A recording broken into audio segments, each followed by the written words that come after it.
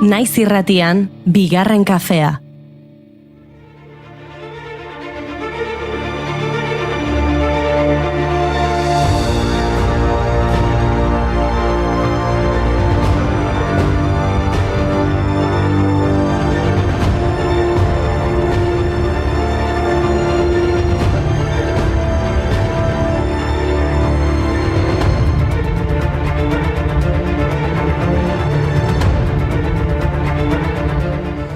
Ongi etorri guztioi bigarren kafera eta egunon gaur apirilak 14 da, eta nola ez, Eibar aipatu behar dugu. Izan ere, 1981ko apirilaren 14ean, Eibarren Espainiako Errepublika aldarrikatu zuten, hauteskundeak errepublikano eta sozialistek irabazi ostean. Egun hartako goizaldeko 6etan, Udalbatzan bildu zen udala Alejandro Telleria alkatea buru zela, bigarren errepublikaren aldarrikapenaren akta sinatzeko. Kontuan hartuta, estatuan izandako testuinguru historikoak eta apirilaren 12an egindako hauteskundeen emaitza, Eibarrek errepublika aldarrikatu zuen. Une hura bizi izan zuten lekukoek diotenez, herria kalera atera zen. Kalera, Eibarrek proklama udau errepublikia aldarrikatuz. Herritarrak Untzaga plazan bildu ziren bizimodu berri bat ekiteko, hobea izango zen mundu batean. Etxaiak egon zitezkeenik ere pentsatu gabe. Errepublika zer den ez dakienari, onariko sekila, orok nausin nahi, dugun errepika, viva errepublika, dugun errepika, viva errepublika. Eta bigarren errepublika aipatuta datu garrantzitsu bat aipatu nahi dut. Espainian diputatu izan ziren lehen 3 emakumeak, Clara Campoamor, Victoria Kent eta Margarita Nelken izan ziren. Eta 3ak 1981an bigarren errepublikako lehen hauteskunde orokorretan lortu zuten kargua. Oraindik emakumeek ezin zutenean bozkatu. Urte horretako urrian onartu zuten Gorte Konstituzionalgileek emakumeen bozkatzeko eskubidea, eta 31ko konstituzioan bildu zuten eskumena. Emakumeek baina 2 urte itxaron behar izan zuten hauteslekuetara joateko. 1933ko hauteskunde orokorretan, hain zuzen ere. Urte garrantzitsuak izan ziren horiek emakumeentzat. Hamarkada horietan hasi zen Simone de Beauvoir idazten. Eta gaurko egunez hiltzen Simone de Beauvoir, frantziar idazle, filosofo eta feminista. Gai politiko, sozial eta filosofikoei buruzko eleberriak, entseguak, biografiak eta grafikoak idatzi zituen. Bigarren sexua liburua adibidez, feminismoaren sorreraren bultzagarritzat hartzen dena.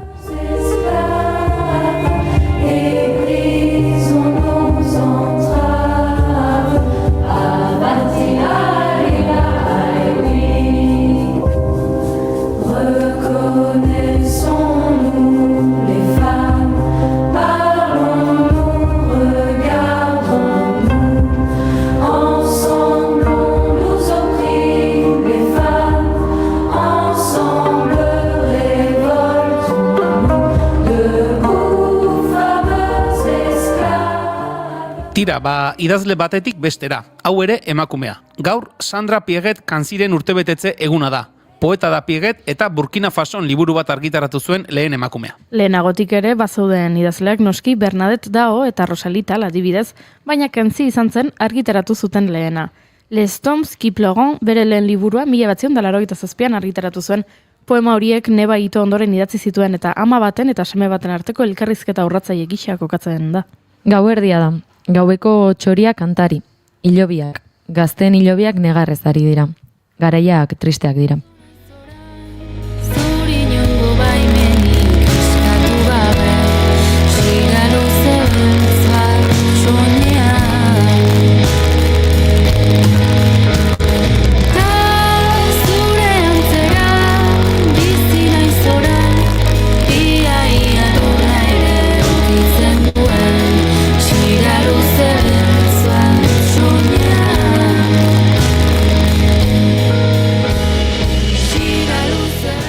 Eta beste idazle bat, gaurko egunez hiltzen Gianni Rodari italiar idazle, kazetari, irakasle eta pedagogoa. Eta batzuk esaten duten bezala, umeei irakurtzen irakatsi zien komunista. Berak idatzi zituen jolas egiteko ipuinak Joxan Ormazabalek euskeratuak. Eta berak idatzi zuen telefonozko ipuinak liburua 1971an argitaratu eta oso espuetxu egin zena.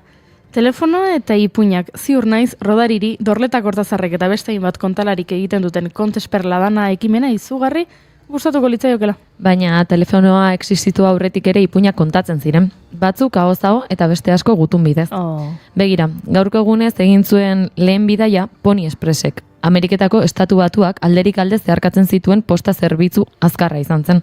Gutunak zaldi zeraman ohi zituen, belaze, basamortu eta mendietan zehar. Pink pony girl, and you dance at the club, oh mama. I'm just having fun on the stage in my heels. It's where I belong, down at the Pink Pony Club. I'm gonna keep on dancing at the Pink Pony Club. I'm gonna keep on dancing down in West Hollywood. I'm gonna keep on dancing at the Pink Pony Club. Pink Pony Club. I'm up and jazz are on the floor. Tira, poniekin agian ez, baina badakizuen nora iristen diren gutun asko, kartzeletara. Eta ona hemen lotura, 2018ko apirilaren 14, hau da gaurko egunez, 50.000 lagun batu ziren Iruñan Altsasuko 8 gaztaren egoera salatzeko.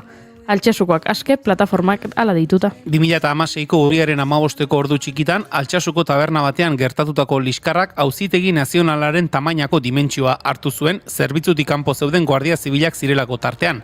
Epaiketa hasi bezperetan, Iruñean batutako milaka herritarrek beren babesa adierazi nahi izan zieten, Ainarari, Adurri, Jokini, Iñakiri, Juleni, Aratzi, Jonani eta Oiani. Altsasuko gazteak terrorismoa leporatuta epaitu behar zituzten auzitegi nazionalean, eta 12 eta 62 urte bitarteko kartzela zigorrak eskatzen zituzten haientzat. Elkarretaratzearen egunerako, Oian, Adur eta Jokinek 500 egun baino gehiago zeramatzaten preso 100 kilometrotara Estatu Espainoleko kartzeletan. Horietan musu, ezerezean minari aurpegian, ezurrari egia.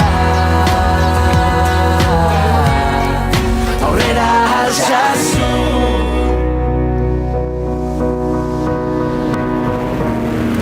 Ez bagenu izanen, dugun bizi grinen, ez bagenu arnasik, haio ez baginen.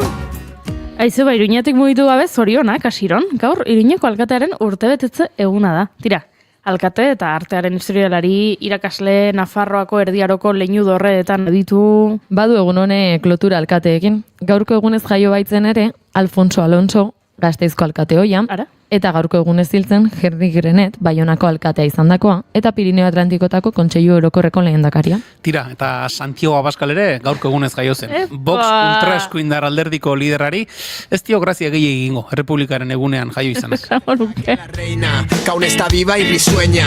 Hay que romper el tablero. En el exilio los reyes no ganan el juego hoy. Hoy soy de todas y todos. Hoy es mañana en las mesas de aquellos abuelos. Hoy puede ser, debe ser la partida. Elige piezas que dejen su vida. Hoy también juegan las damas. Hay que incendiar el castillo y las llamas. Que traigan mañanas. Que traigan mañanas y nuevas proclamas. Hay que romper de una vez su ajedrez. Yo daría mi vida por retar al rey. Cuerpo a cuerpo en la tierra batida. Mira, el rey siempre es rey. Bai, zuelen txau ere aipatu dugu, baina berriro esango dut, Bonbenon aladua kafejo. Gaurko egunez, hiltzerako Ludwig Zamenhof, doktoro Esperanto poloniar hizkuntzalaria eta okultista Esperantoaren sortzailea. 1873an nazioarterako hizkuntza bat asmatu zuen. Bere asmoa mundu guztiak bigarren hezkuntza gisa ikasi ahal izatea zen, horrela 10 hizkuntza ezberdineko jendeak elkar ulertzezan. 1905ko lehen Esperanto mundu altzarrean, Bologne-sur-le-Meren, Frantzian, Esperantoaren oinarria aurkeztu zuen Zamenhofek. Hizkuntzaren deskripzio ofizial gisa onartu zena eta haren oinarrezko arautegitzat jotzen dena. Lare venon heimen de mia patro, por labori cum plesuro, accetis mi paperon lignon cae la schnuro, por fari caiton. Mi memoras que mi construis kiel. Tira, guk ez dakigu Esperantoa beraz, egunero bezala euskaraz egingo ditugu hurrengo 2 orduak. Zer dago gaurko menuan? Euskal Herrian euskaraz eragileko Intza Gurrutxagarekin pasaden astean izan zuten epaiketaren inguruan arituko gara. Josune Belez de Mendizabalek ahozko memoria biltegi digitalaz hitz egingo digu. Tira, eta nola ez, telesail eta pelikulen proposamenak egingo dizkizuegu puri-purian tartean edo Imanolek dion bezala mari-puri tartean. Eta tartean kontutxo gehiago izango ditugu. Ba, tira, asteko gara izango da. Ados, ba, aizue. apirilak 14 ditu, eta astelena da astelena bigarren kafeko estudioan.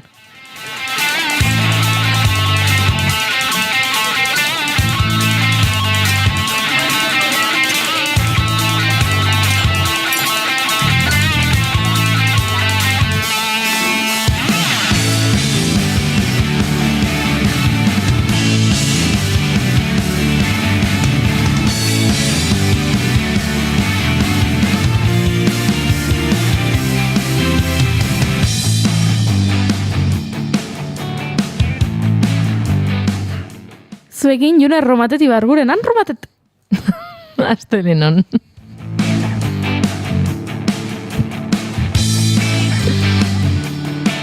Eta zuekin Julen Goikotxea horre gozazegun zaude, erdi gaixo. Zu ondotani?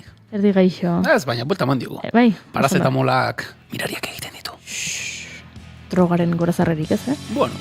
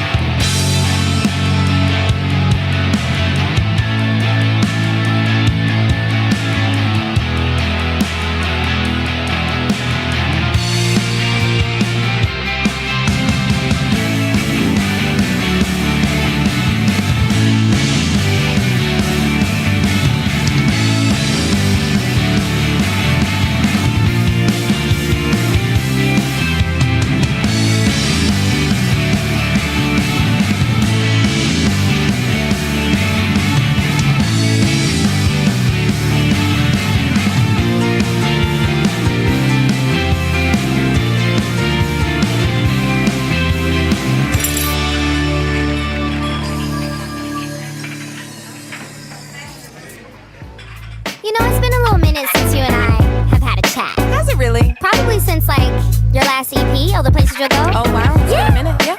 I've been getting some calls. People are a little bit worried about you. Not worried. And I know that I was kind of that outlet for you, so... San bezala ongitorri guzti bigarren kafera, irratsaio honek 962 du, apirilak 14 gu hemen 3 baino txatean dagoeneko mezu batzuk iritsi zaizkigu. IG just to get a DM from his wifey. I was so confused, what should Doechii do? She didn't know about me and I didn't know about Sue. I opened up the messages and had to hit the zoom. Turns out the girl was really a dude. Bueno, hemen txatean jarri gute, egunon, gaur ze guapa zauden Goiuri, aizu. Jartzen du, ez dut nik asmatu txatean. Hori jartzen du. Txatean jartzen du. Aizu. Bai, jartzen du. Eta maite duta, esaten digu gorkak. Nere maite duta da, gure esku daugo kamiseta berria. Ze polilla. Fuck it, platinum record this, Bible record that. I'm making so much money, I'm all over the net. I'm moving so fast. Aupa Iune ze sorpresa, zorionak asiron, astelena daukazue, da galdera edo baiestatzen ari zara gorka. Julen bromista, aupa Julen animo, Julen hartu koñak. Ara? Bai, gomendio bezala jartzen dut hemen. Zenbat? Bigarren kafe baino lehen ez, mesedez. Botella da nahiko gorka? Botella bat.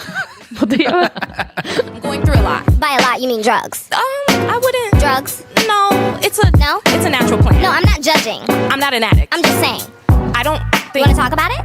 I mean, fuck, I like pills, I like drugs, I like getting money, I like strippers, I like to fuck, I like day drinking and day parties in Hollywood, I like doing Hollywood shit, snorted Bollywood, what can I say, the shit works... Bai, June, zer da urpegi hori. Julen nahi esan diozu, drogaren apologiarik ez egin, eta hasi da bestia esaten, I like drugs, I like pills, bai, egia, ez dugula hip-hop asko jartzen bigarren kafean, eta gaur esan dut, venga, Doechii jarriko dugu, ari dela pixkat egiten, old school hip-hop, baina gaur egun, eta bai aizu.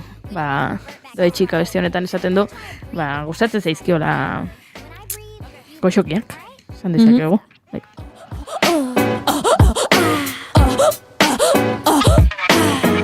Kira, June, ze maite duzu?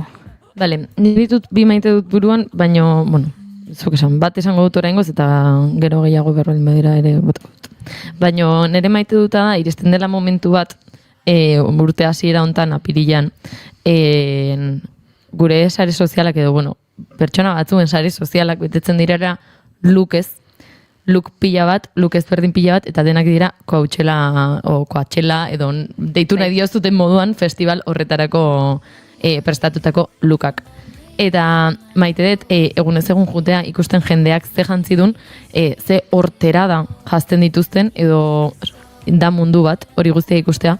Eta egia da egun hauetan asko ikusi ditutela hoiek, eta ondo pasatzet ikusten, nire buruan kritikatzen, eta ikusten hoietako ez da bat, erukela jantziko nik. Inbidia ematen dizu handauen jendeak? Ez dit inbidiarik ematen, ikuste dudalako festival bat dena, ezagitela, eta baten batek kontzertuak ikuste ditun, bai, batzuk ikustera juten dira, baina ikusten dituzte baldin bada Lady Gaga bat horrelako kontzertuak, baina ez dira juten festivalea kontzertuen gatik, eta gaina jakita ze preziotan mugitzen den bai festivala, bai festival barruan dauden janari, edari, ikusi nun aurrekoan urbotila batek ja, €2.80 balio dituela, bueno, €2 ez, $2.80, eta janariak kriston prezio altua dauzka, edariak oainik eta gehiago, enbidiarik ez ditematen. Eta basamortuan da. Segurako beroa egiten du, eta hautsa dago, eta hilara luzeak ze, milaka eta milaka pertsona egoten dira. Eta Julen ez dakit zergatik ari den barrez. Hautsa dago esan dezulako. Baina bai, ikusi ditut ere aurten jendeak kanpinera sartzeko 3 ordu baino gehiagoko kola egin behar izan dutela kotxearekin, naizta kanpina erosita eduki eta behaien partzela propia eduki dituzela hilaren zagizen bat ordu. Orduan, inbidiarik bintzat ez dite ematen. Bakarrekan ondo pasatzen dut ikusten jendeak ze look extravagante montatzen dituen bertara joteko. Ados nago.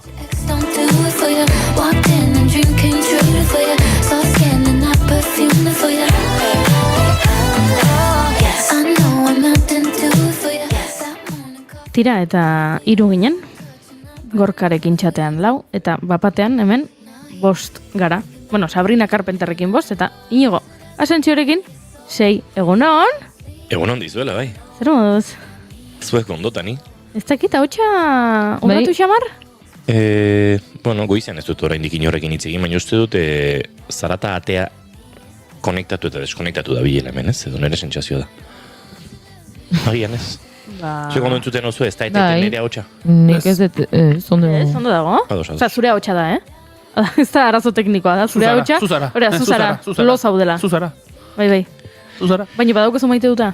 Maite duta dozkat barra, nahi adinea. Jo. Ez ez amabiak artekoekin, maite duta gotaz. Ez. Biok jakin badakigu. Hori, amabiak arte joan intekela maite dut eta maite dut ezak kontatzen. Abestiren bat arteko larmaz pixat hartzeko, egingo genuke. Daukat maite dut, bat, gero, nada zuek gehiago ere, bai, baina atzo joan nintzen, 3 tabernara, hemen Tolosan igandero kontzertuak antolatzen dituen taberna eta antzokitxo hortara, eta jotzen zuten Karenako lagunek, hemen bigarren kafean elkarrez eta akustikora etorri zirenak, orduztik dira lagunak, egia esan, gerora askotan kointzitu dugu, postal koleksionistokin, esan ezinekin, hainbat kontzertutan, Karenako irati jauri ere gurekin postal koleksionistokin Julen jotakoa da, eta joan nintzen ikustera, eta pixkat ematera, eta antxe eta gustora. Eta asko maite dut, asteko igandeetan eukitzea, herrian bertan, etxetik, 4-5 minutura oinez, igande arratsalde gauden egiteko plan bat, ez? Kontzertu bat ikustea, gustoko udan taberna batean, baina ez hori bakarrik, geroran zegoen jende mix bat, taldekideren baten, lankide batzu, baina lankide horietako bat zen ere lagun baten bikotea ere, eta orduan, jende mix bat sortu zen, eta tira, banik taldekideekin afaltzeko plana egin behar nuen, edoan geratu behar nuen, baina eurak ere bateratu ginen, eta azkenen 10 bat lagun mai batean ginen, herriak genituen ezagutzen, eta, zientzialariak ziren, eta ikerlariak, eta oso konversazio interesgarriak sortu ziren, eta baita irratiaren inguruko konversazioak ere, ze nik bati amua botanion, nahi nuelako gurera bigarren kafera etortzea, ibilgailu elektrikoen karbono aztarna nolabait prozesuaren hasieratik amaieraraino aztertzeko, ezta?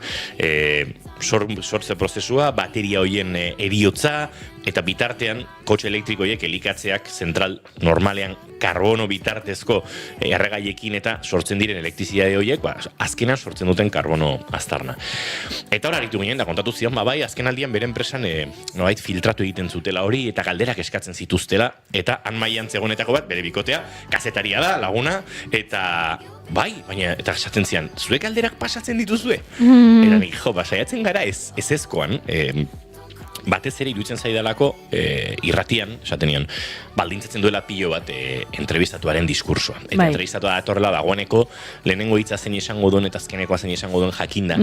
Naturaltasuna galtzen du eta normalean ez du konektatzen publikoarekin, eta entzulearentzat izaten dira, nire ustez, orokorrean ez beti, entrevista arrotz xamarrak. Ados, eta denbora daukazunean, are zentzu gutxiago dauka. Balin bada, 5 minutu eskini behar dizkizut eta zuk kontatu nahi didazu eta zure mezua argi utzi nahi duzu, baian aurretik bai prestatu eta 5 minutu hauetan mezua helarazten duzu. Baina zientzialariak eman zidan bere ikuspegia. Eta zezian, ni askotan deitzen didate, eta igual 5 galderatik 3, edo 7 galderatik 3, esatezian, ez dakit erantzuten. Ui. Uste duzue, guk dena dakigula. Eta nik jakin dezaket karbono aztarna nola nortzen den, eta jakin dezaket energia berriztagarrien inguruan, baina ez dakit ze filtro sistema daraman balizko Arabako lautadan energia sortzen ari den zentral termiko batek Donostiako hirian edo Bilboko hirian ibilgailu elektrikoiek eligatzeko, ez? Eta orduan iruditzen zait. Hori igual jakin beharko nukela, asumitzen duzuela jakin behar dudala, baina gai asko daudela hor da. Ostras, ze ona empatia ariketa hori ez, bestearen posizioan jartzea. Eta hori bili ginen, baina hortik aratago ze interesgarriak diren horrela suertatzen diren zera horiek ez, konversazio random horiek, itzin genuen Leire Martinezen bifaz, ez du itzin, bide bat. Ez du itzin, la oreja de Van Gogh. Bai. Itzin genuen Amaia eta Leire elkarrekin kantatzen ikustearen gogoaz edo, baina... Amaia eta Leire elkarrekin ikusi nahi dituzue? Bai, bazegoela aukera bat, La Oreja de Van Gogheko mutilei bizkarreman eta bineskek euren proiektua montatzearen inguruko, fantasia hori bazegoela, ez? Eta tira, ikuspegi feministatetik oso interesgarria zen, aizpatasuna eta baina uste dut kasu honetan kapitalismoak pixu gehiago izan duela, ez? Gauza askotaz hitz egin genuen, eta egia esan maite ditut horrelako kointzidentzia, kasualitate edo nahi gabe sortzen diren mai inguru mistoiek, nun misto ez generari dagokionez, hori bai, baina misto jatorriari dagokionez, ez? Bakoitza esparru batetik dator, batzuk musikatik, beste kazetaritzatik, beste zientzia ikerkuntzatik, eta interesgarri izan zen, eta maite ditut horrelakoak. Ya sé que tú eres así, no piensas tanto, eres feliz. Cuánto tardaste en olvidar cómo te hacía yo sentir.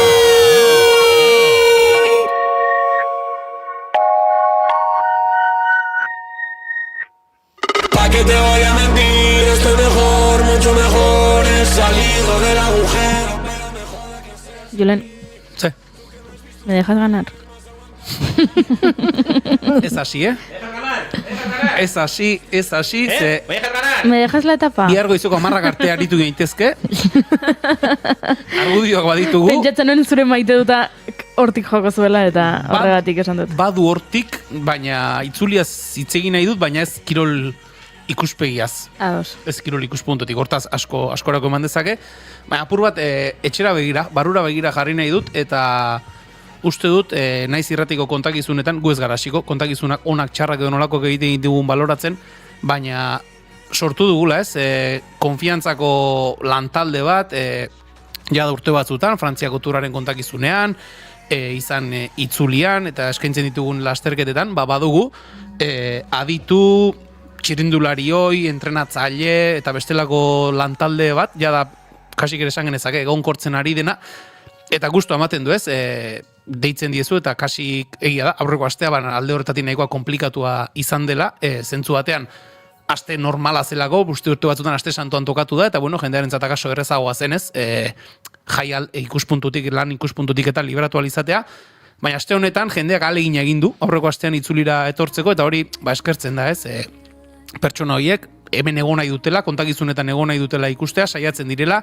alduten modura moldatzen, eta horrek, kontatzen ari zarenean gustu ematen du, konfiantzako giro batean kontatu alizeta inigo, nahi baduzuzuk ere, parte hartu dela sai ederrean, ez ere. Ari nintzen pentsatzen, hain gustura aritu garela, nik ere osmarketa egin dute azken ordutan, ez dakidala ez dute genioken Maite Bidarteri izan behar, akaso, udaberriko klasikoak ere eskainiko ditugu, eskainiko ditugu, atzo hemen goizeko 11etan Paris-Roubaix ematen jarri, eta... Nik atzo nire igande guzia baldintzatu nuen Paris-Roubaix ikusteko. Nik oso osorik ikusi nuen. Zurea... Nik erdizforratuta pasan nuen atzo eguna, eta neutralizatutik hasi, eta uste dut 20 minutu lo hartu nuela une batean, baina une erabaki hor guztia ikusi nituen, eta esaten ari ginera itzulita ez inigo, bada hor, jende gustora etortzen den lantalde bat osatu dugu, lortu dugu, eta horrek balioan jartzen du uste dut egiten den lana, naiz aldetik egiten den alegina, eta gu ere jende talde horrekin oso gustora egoten garela, eta modu berezian, hortengo itzulian, Iribarri ere eskertu behar diogu, egunero itzuliti bertatik bidali digulako audio koskor bat, naizeko sareetan eta entzunal izan dena, eta gero unai berak ere kontatu izkibuz lasterketa barrutik gauzatxoak, eta ni behintzat, zentzu horretan, oso beteta utzi nagoen itzulia izan da. Oso ados nago zurekin, eta gogoratu behar diazu, mikrotik kanpo, guzti hau indartzen duen anekdota bat kontatu behar dizu dara, baina mikrotik kanpo behar du izan. Ados. Nik esan behar dut entzun zaituzte dela momentu batzuetan, eta oso gustora entzut dela, baina zuen erruagatikan oain ziklismoa ikusten hasi naizela, eta ez zaitela gustatzen. Bale, ja. Ez zaizoi gustatzen, ziklismoa gustatzen. Hori, Bai. Ondo dago.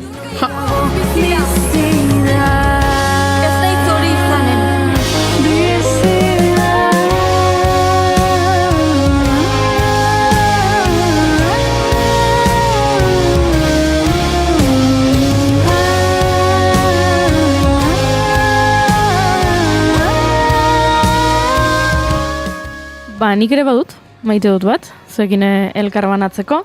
Ni badakizuen bezala Tolosarra naiz, nire amak Tolosan egiten du lan, baina egiten du lan ni nire egunerokotasunean joaten ez naizen auzo batean. Urruti xamar, ez dago urruti, ez delako oso herria handi bat hau, baina ni ez naiz herriko zonalde hartara joaten. Baina atzo joan nintzen, anuelako bazkari bat. Eta antxe, auzo hartako bereziki jende helduak, norbaitek esan zuen eta segituan zabaldu zen albistea. Hori da panaderaren alaba.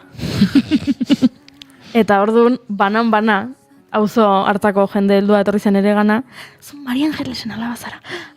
Maria Angelesen alaba da. Bai, Maria Angelesen, iznekin. Eta tal, eta pentsatu nuen, ze polilla, nire ama okina da, eta dendan egiten du lana, hamarkadak eta hamarkadak dira, han auzorretan egiten duela lan, eta nola auzokoek ezagutzen duten ama, eta ezagutzen duten, badakiten, panaderak badaukala alaba bat, goiuri izena duena, tipititin, patatan, eta pentsatu nuen,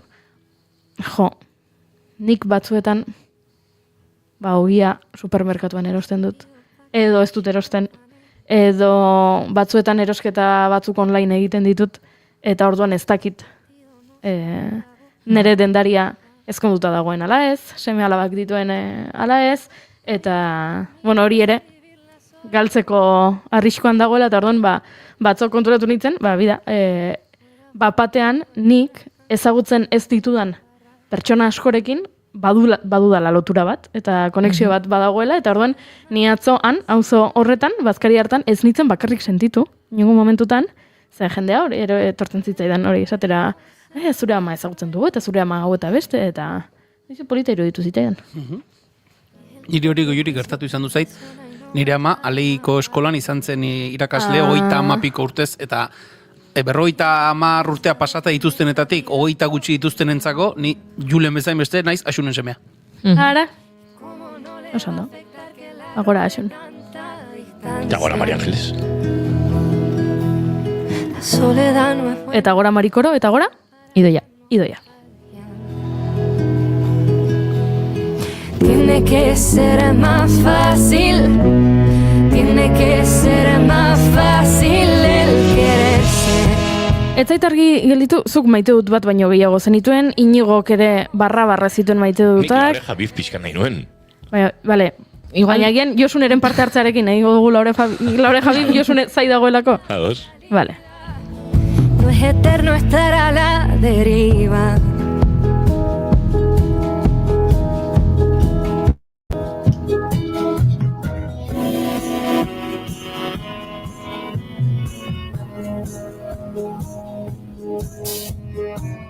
Ba, egunon, Josune Belez de Mendizabal Fernández de Garaialde.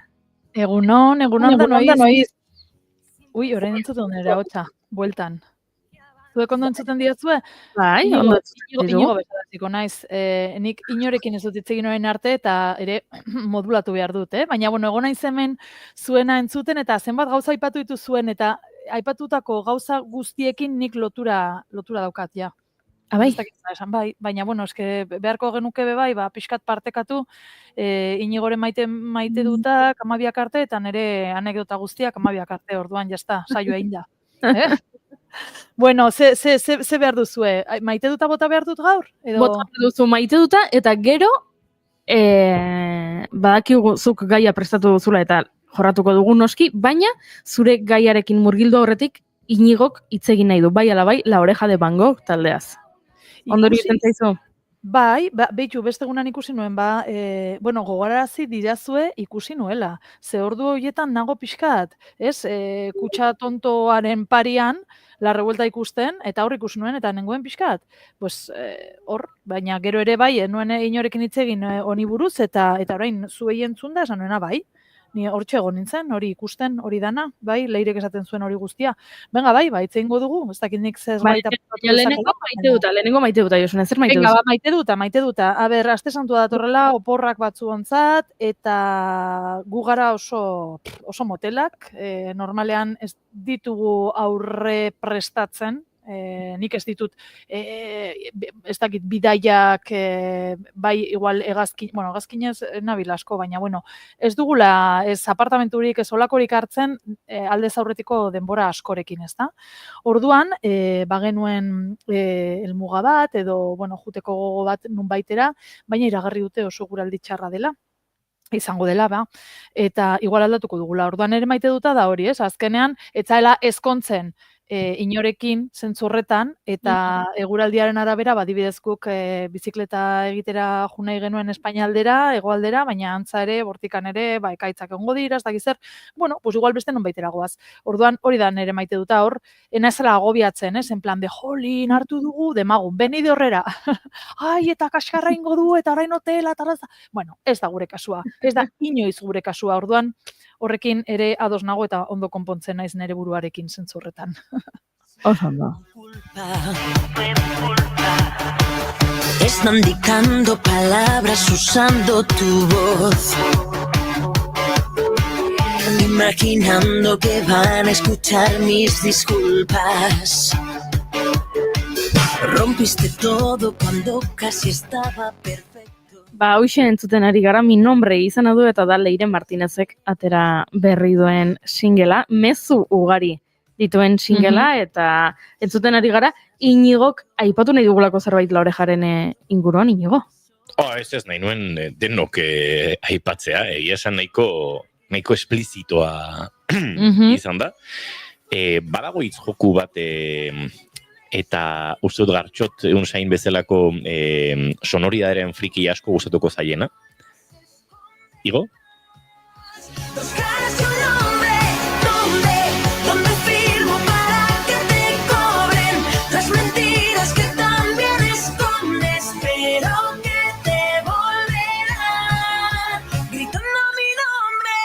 Besterik gabe hori ere badelako dardoetako bat, ez? Nun sinatu behar duzu kontratu nahi itxiera mirandik esanako gezurrak sinistarazteko, eta nunca fui tuya, eta tuyarekin berriro jokatzen du, baino tuya no, eta iruditzen zait, letrak eta dardoak eta ondo daudela, ni pixkat hotz utzi nau, eta argi utzi nahi dut borroka hontan edo gatazka hontan guztian Leireren alde nagoela.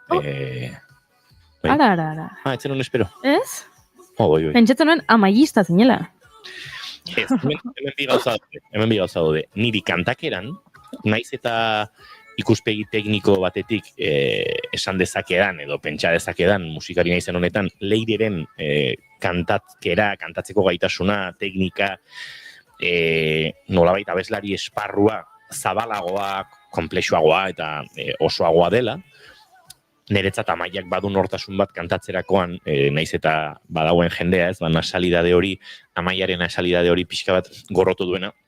Niretzat nortasun gehiago dago, eta ni nortasun duen ahotsen zalegoa naiz, ahots perfektuen zale baino. Baina gatazka politikoan, nolait esateko, hau gatazka politiko bada, hemen politika dago tartean, eta ez naiz alderdi politiko eta zari, naiz eta horrelakoak ere badauden nolabait zeharka La Oreja de Van Goghken errealitatean, iruditzen zait leire egin diotena zerrikeri badela. Bai. Zabat inongo zalantzarik. Bai. Eta uste dut hemen gainera badagoela olako kutsu kapitalista bat urrunetik usaitzen dena, ezta?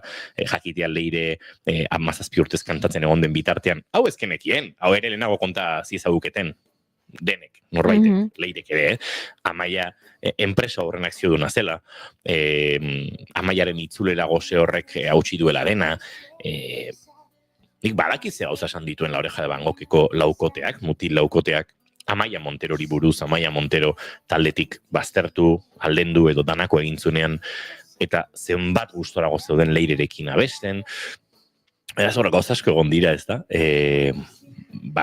Iruditzen zaite dena oso itxusi izan dela, eta gatazka horretan, ni leireren alde. Zalantzarik gabe. Zalantzarik gabe. Nik, aipatu behar dut, beti bezain zuzena eta zoragarria den Leonora Cervantesek, filosofo gazteak, jarri zuela Twitterren niretzat historia honen gakoa txio bakar batean.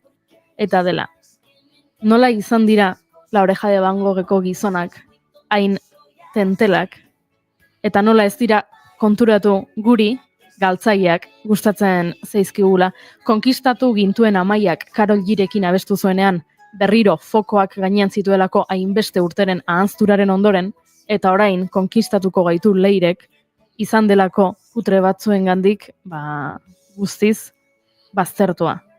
Eta uste dut, hemen galtzaileak, naiz eta borroka beti leire eta Amaiaren artean ez dakit, edabideak eta zaleak eta jende asko saiatu den borrokaren fokoa hor jartzen, leire Amaiaren aurka edo Amaia leireren aurka, uste dut hemen galtzaienak taldeko besteak direla. Nik azkeneko kapituloak galdu ditute, baina lauko teori bak izun horrekin alderatzen dudan.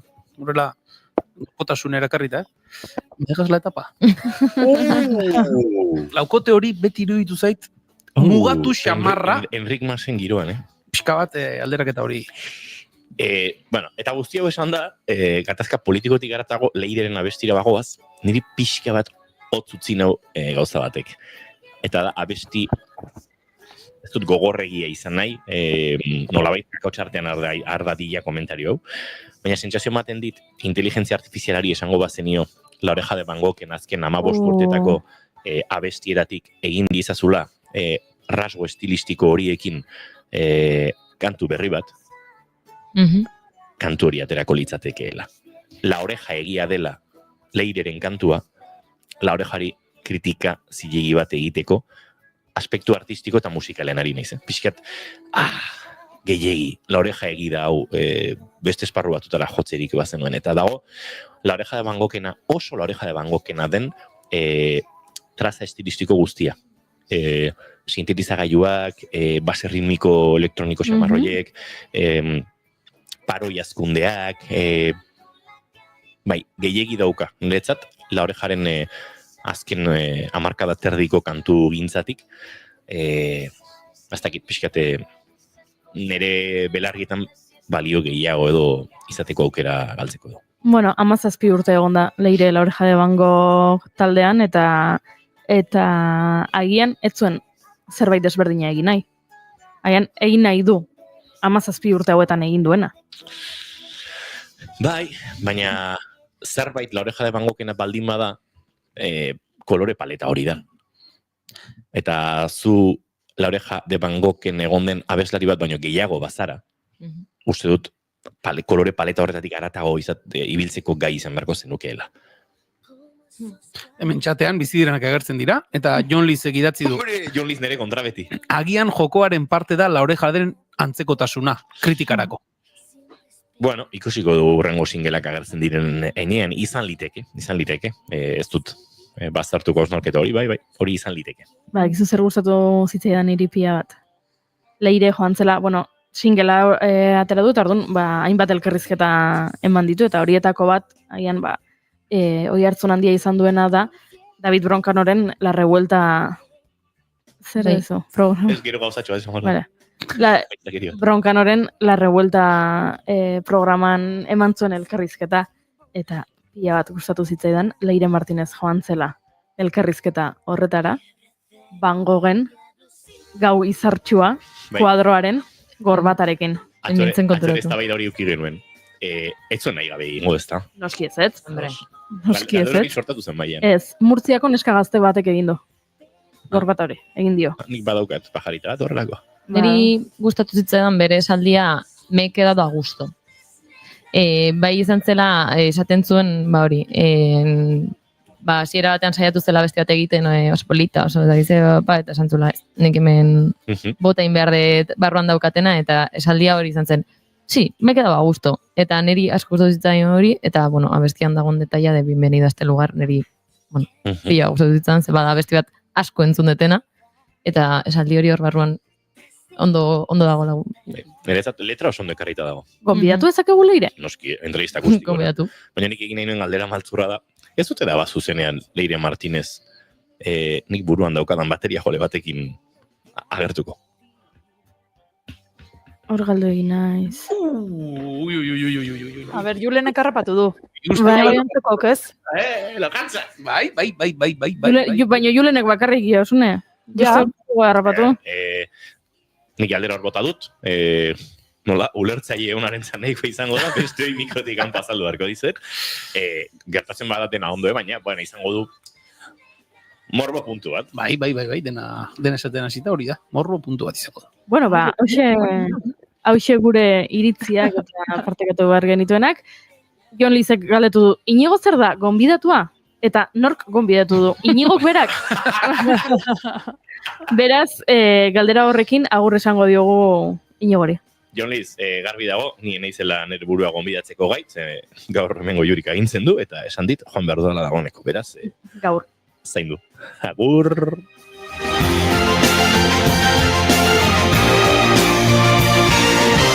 No tengo miedo al fuego eterno, tampoco a sus cuentos amargos. Tira eta Josune gaixoari bere sekzioa baitu diogu, baina hementxe gaude, prest? Josune, zuk kontatu nahi zenuena entzuteko prest eta gogotxo. Jolin, orain gehatzen da pixka anakroniko hau dena, ze La Oreja de Van Gogh gorata bera, ze por cierto, ni gauza gutxi esan dut horren inguruan, baina niri pixkat debate honek harrapatu nahi pixkat urrun. Gainea nien oso La Oreja de Van Goghekoa izan, ez dakit belaunaldi kontua den edo ez, baina bai, nik ez dakit, bai, entzun bai, baina ez naiz zaletu horrekin, orduan, hau dena bai iruditzen zaiela pixkat, igual estrategiare komertziala, naiz eta egia da, nik La Revueltan ikusi nuen Leire, eta esan nuen nahi, emakume honek gaizki pasadu, Bai, bueno, ez da, xamurrat gaina, nik ustet, 17 urte hauetan ere bai, beti egon dela fantasma hori edo, itzal hori, edo gutxienez, nik gai hau behin eta berriz entzun dut. Naiz eta oso jantzita zegon honetan, baina bueno, hortxe, bueno, pues bestelako bat, baina nik beste gai bat ekarriko dizuet eta atzera egin beharko dugu denboran, Oraingo honetan, ahoskotasunera joko dugulako, eta gero egingo dugu txiri buelta bai, hemen denetarik aipatu zue justo saio hasieran, eta niri gai asko etorri zaizkit burura, eta beti ikusten dute erlazioa, hitz egin behar duanarekin, ez da, hemendik eta bestetik, eta bueno, kontua da. Ui, zizan da hori. Norbait hitz egiten hasi da, baina listo. Ni naiz, lokoa naiz. Bale, kontatuko dizuet, bueno, hemen Araban esan behar nuen, baina ez, Euskal Herri osorako, biltegi digital bat abiatu duela Vital Fundazioak Labrit izeneko elkarte batekin, eta oso interesgarria dela, bueno, besteak beste, arabartxibo.eus izeneko biltegi digitala delako, eta azken 100 urtetan Araban izandako bilakaeraren zerikusia duten gaien inguruko testigantzak jasotzen dituela. Testigantza hauek, herriz herri, kuadriaz kuadrilla, kasu honetan, Arabak 7 kuadrilla ditu, eta hoietatik 3 jo dute biltegia bosatzeko, eta horri ibili dira, pertsona ezberdinen, adinekoak direnak, edo zer kontatu, edo historikoki ere gogoratzen dituzten gauza batzuk kontatzeko aukera daukaten hoien artean egin dute biltegi digital hau eta oso interesgarria izan da, esan bezala etxez abiatu dira eta hor egon dira elkarrizketatzen pertsona ezberdinak eta pildorita pilo bat egin dituzte ikusentzunezkoak, eta esan bezala, hau ikusi daiteke arabartxibo.eusen. Ze kuadrilletan ibili dira? Momentuz, 3 kuadrilletan, mendialdekoan, gorbeialdekoan eta añanakoan.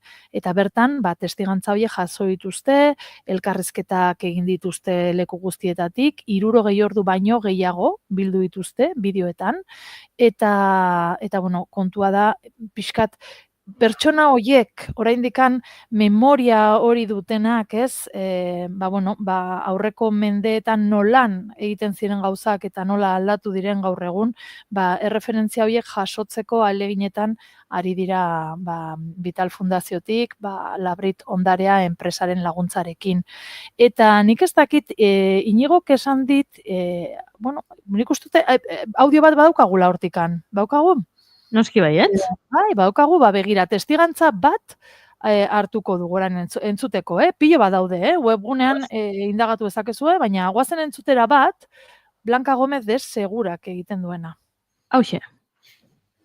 Kuadrangularra, deuke 6 metro altuera, eta hori erabiltzen zen erretzeko zeramika. Olleria baserria, olleria auzoa, dokumentatuta dago ja 9. mendean. Ollerias, Ollarius izen latinotik eta datorrela, eta ni ollera naz hemen ez naiz bustingilea euskeraz, eta alfarera ez naiz ni ollera naz, porque alfareria alfajaretik dator, eta hori hegoaldean erabiltzen da arabetik datorrelako. Baina hori peninsulan erditik gora, danak olleroak gara, bai galegos eta bai katalanes, eta ordun,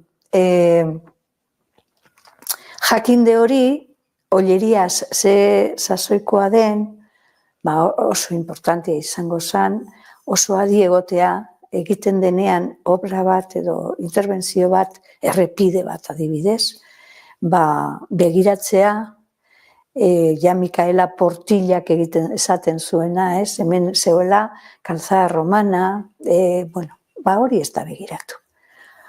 Pasadan urtean egin zen, hemen geu eskatute lehenengo eskabazio arkeologikoa, eta aurten jarraitu dabe, ja udala sartute laguntzaz, unibertsitatea sartu da, eta aberia jarraipen emoten dutzie, ikertzeko zenolako estrukturak esan edo daude lurpean. Eta onja, enbede zulatu, behin jabe, estudio geomagnetiko bat, eta ondiok ez da bukatu, baina ez dana ikusten hor dago, eta asko jakingo dugu, porque betxu, Jose Ortiz de Zaratebiti izaten zuen, en mi recuerdo, ikesi zuen que la tradición no es de siempre. Ze garrantzitsua horrelako testigantzak gordeta edukitzea ezagutzeko geuk ere gure lurraldeko ohiturak, gure tradizioak, historia eta jendearen testigantzetan dagoela benetan jakituria oso bat hizkuntzarekiko baita baina bardura pila bat dituen narratiba bat eta liburuak ondo daudela, baina horrela entzutea ere ze garrantzitsua den. Bai, oso, eta hau esan bezala, hau da Blanca Gómez de Seguraren testigantza testigantzako bat, ze biltegi digital honetan, gai ezberdinak daude, orduan pertsona berak hitz egin dezake edo hitz egiten du, adibidez, gaiak atalka ere banatu dituzte, ez? Etxea, familia eta eguneroko bizitza, hori atal bat da, beste bat da ospakizunak eta kultura adierazpenak, hirugarren atala bizitzaren faseak, lanbideak eta lanpostuak beste bat da, berak azaltzen digun bezala, ezta? Erlijioa eta bizitza kolektiboa, herria, harremanak, arauak eta ekonomia. Orduan, pertsona bakoitzak, hor testigantzak, hortxe zintzilikatuta daude arabartxibo.eu zen, eta guk aukeratu dugu Blanca Gómez de Segurarena, eta hemen dator txiri buelta,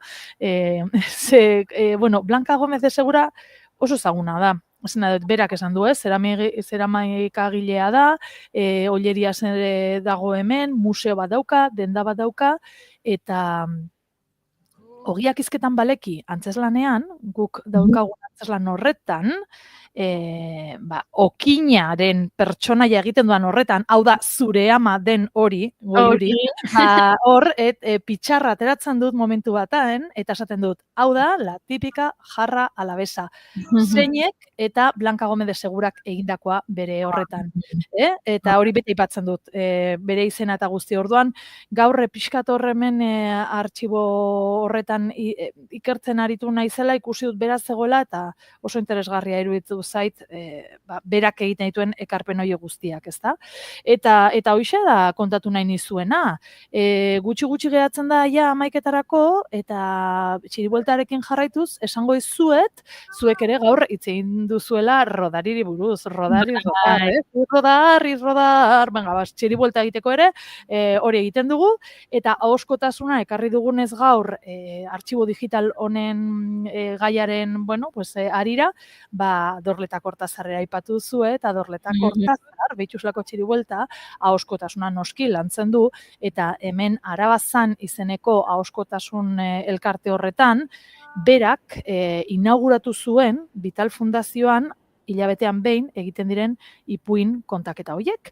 Eta gaur, hitzordu berria egingo dizuet, izan ere gaur Vital Fundazioan Dendaraba izeneko eraikintxo horretan hitzordua zeinekin eta Odei Arregirekin daukagu 8:00, euskeraz berak ipuinak kontatzen ibiliko da, eta doako sarrera da, bete arte. Beraz, holaxe, hori aipatu nahi nizuen, Dorleta Kortazar izan dugula rodari txiribuelta oskotasuna batetik artxiboarekin, eta bestetik Odei Arregirekin bukatuko dugula gaur Gasteizen, entzuten duen guztiarentzat, gonbitea eginda. Vital Fundazioan 8:00. Zoragarria Josune Belez de hemen, Isabel Fernández de Garaialde, urrengo arte, gozatu. Bai, urrengo arte, aio. Agur. Either one of them things will do.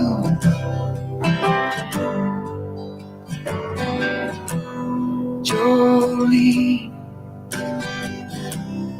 I ain't about to go stray. It's too late. I found myself face down in the ditch. Booze in my hair, blood on my lips. A picture of you, holding a picture of me in the pocket of my blue jeans. Still don't know what love means. Still don't know what love means.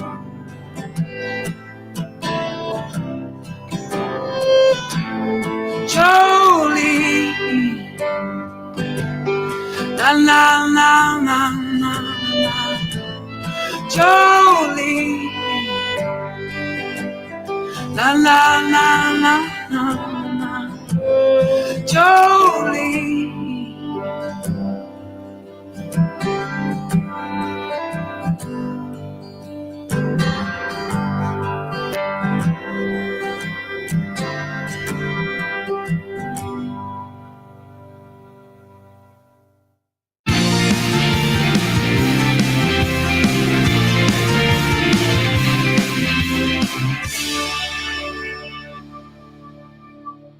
emaiozu bigarren aukera bat egunari. Naiz irratian, bigarren kafea. Naiz irratia entzuten ari zara. Bilbo aldea, 92.2. Gasteiz eta Arabako Lautada, 91.5. Donostia aldea, 93.8. Gernika, 96.7. Leitza, 95.1. Bortziriak, 103.1. Urola, 91.8. Goierri, 102.2. Legazpi, 94.6. Naiz irratia. The river goes on and the river goes on and it's pulling me down.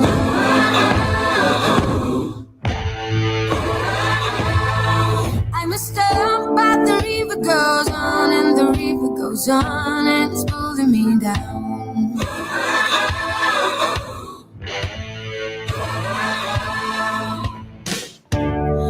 Although I'm solid and strong, I'm also weak and cold. I have no will no more. I feel like a cloud in a windy dawn.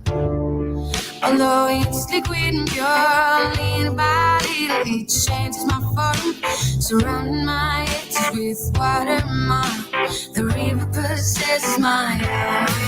I'm a step, but the river goes on and the river goes on and it's pulling me down.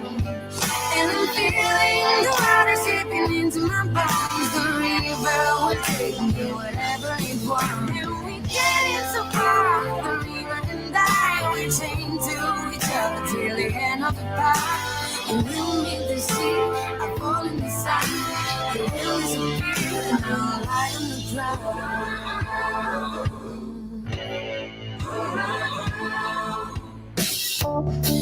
Although I'm solid and strong, I'm stuck in my mind. I'm baked outside like the trees I saw.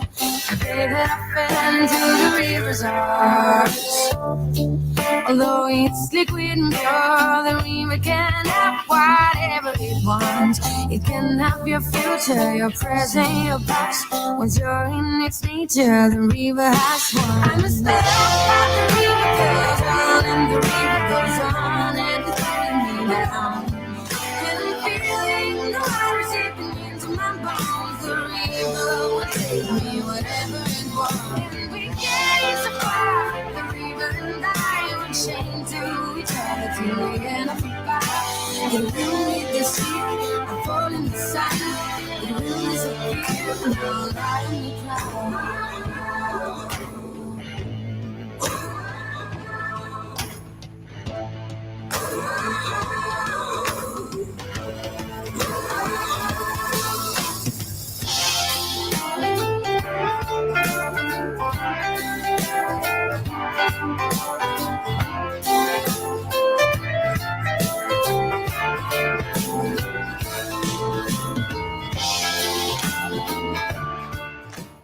Tira, txoritxo batek esan digu Oiartzunen Elizan kanpaiak 2 aldiz jotzen duela, puntuan eta 3 minutu beran. Bi minutu beran dago, berdaz guk Oiartzungo Elizari omenaldia egin nahian, gaur boletina minutu batzuk beran dugu, baina pres gaude eta uste dut pres dagoela gure lankide oinatzi izpuru Lopez aitere. Egunon. Bueno, 11:05 minututako kanpaia jo duan, Bai, hortxe gabe. Puntuan ez, baina seguru, Buelta entorri gara. Bueno, kontua da, Baionako epaiteiko horman, dakizuenez eta entzun duzuen bezala, justizia euskararentzat idazteagatik Orkator eta Intza Gurrutxaga pasaden astean epaitu zituzten, eta hoien inguruan ere aritu zarete hitz egiten, eta kasu honetan, Euskal Herrian euskarazeko kidek isun haiek ordaindu ahal izateko, kanpaina jarri dute martxan 1.500 euro ordaindu behar dituztelako, eta, hala, kanpaina horren baitan euren alde lan egiteko edo eurek babesteko sostengua helarazteko bideak jarri dituzte, eta beraz hortxe bide nabar hori aipatuko dugu. Eta herritarrei voluntarioen petoa jazteko deia egin die gaur, Atortxu Roken izenean, Garazi Kastainok gurean. 7.000-tik gora bolondrez behar dituztela, ez da gauza makala, baina beharrezkoa dela uste dute. Pentsa dezakegu oso zifra altua dela, eta egia da, badela, baina askotan ere nik uste atzetik dagoen hausnarketa dela, ez garela konturatzen alako egitasmoek, ez? Auzolanean egiten diren egitasmoen atzetik zenbateko lana dagoen eta zenbateko bolondresek jartzen duten haien aletxoa, kasu honetan gure jaialdia 4 egunekoa izango da, beraz, naiz eta zifra altua izan, ez da asko. Hori seguro, inorrez da dira joan, txanda bat egin gabe, hori da zabaldu nahi dugu bai. Bueno, txandak betetzeko deia luzatu dute. Ez dugu denbora askoz gehiago ez dizugu kenduko, berandu sartu garelako ere, eta esan soilik, Ekuadorren zalaparta dela nagusi, bertako presidente eskuindarra jarraituko du printzipioz, Ekuadorreko buru izaten, emaitza ofizialen arabera, oposizioare 10 puntutik gorako aldea atera diolako, baina hautagai ezkertiarrak iruzurra salatu du, ikusiko da beraz zer ematen duen honek, zalaparta badirudi behintzat gaur-gaurkoz badagoela Ekuadorren behin hauteskundeak amaitu berritan, 11:07 minutu hauxe lagunok beraz kontatzeko genuena. Eskerrik asko Oña Atzeizfuru, guk ere oraintxe aurrera egingo dugu, Intza Gurrutxagarekin, beraz, bagoaz aurrera. Gaua luzen hasia, tan iberi zure bila.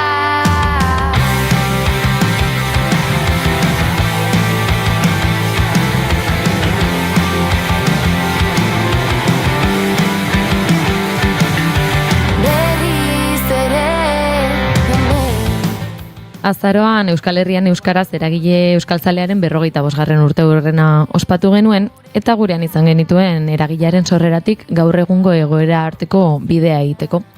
45 urtez bidaiatu genuen gure herriaren eta euskararen bidean zehar, gaur ordea azken hilabeteetan zentratu nahiko genuke.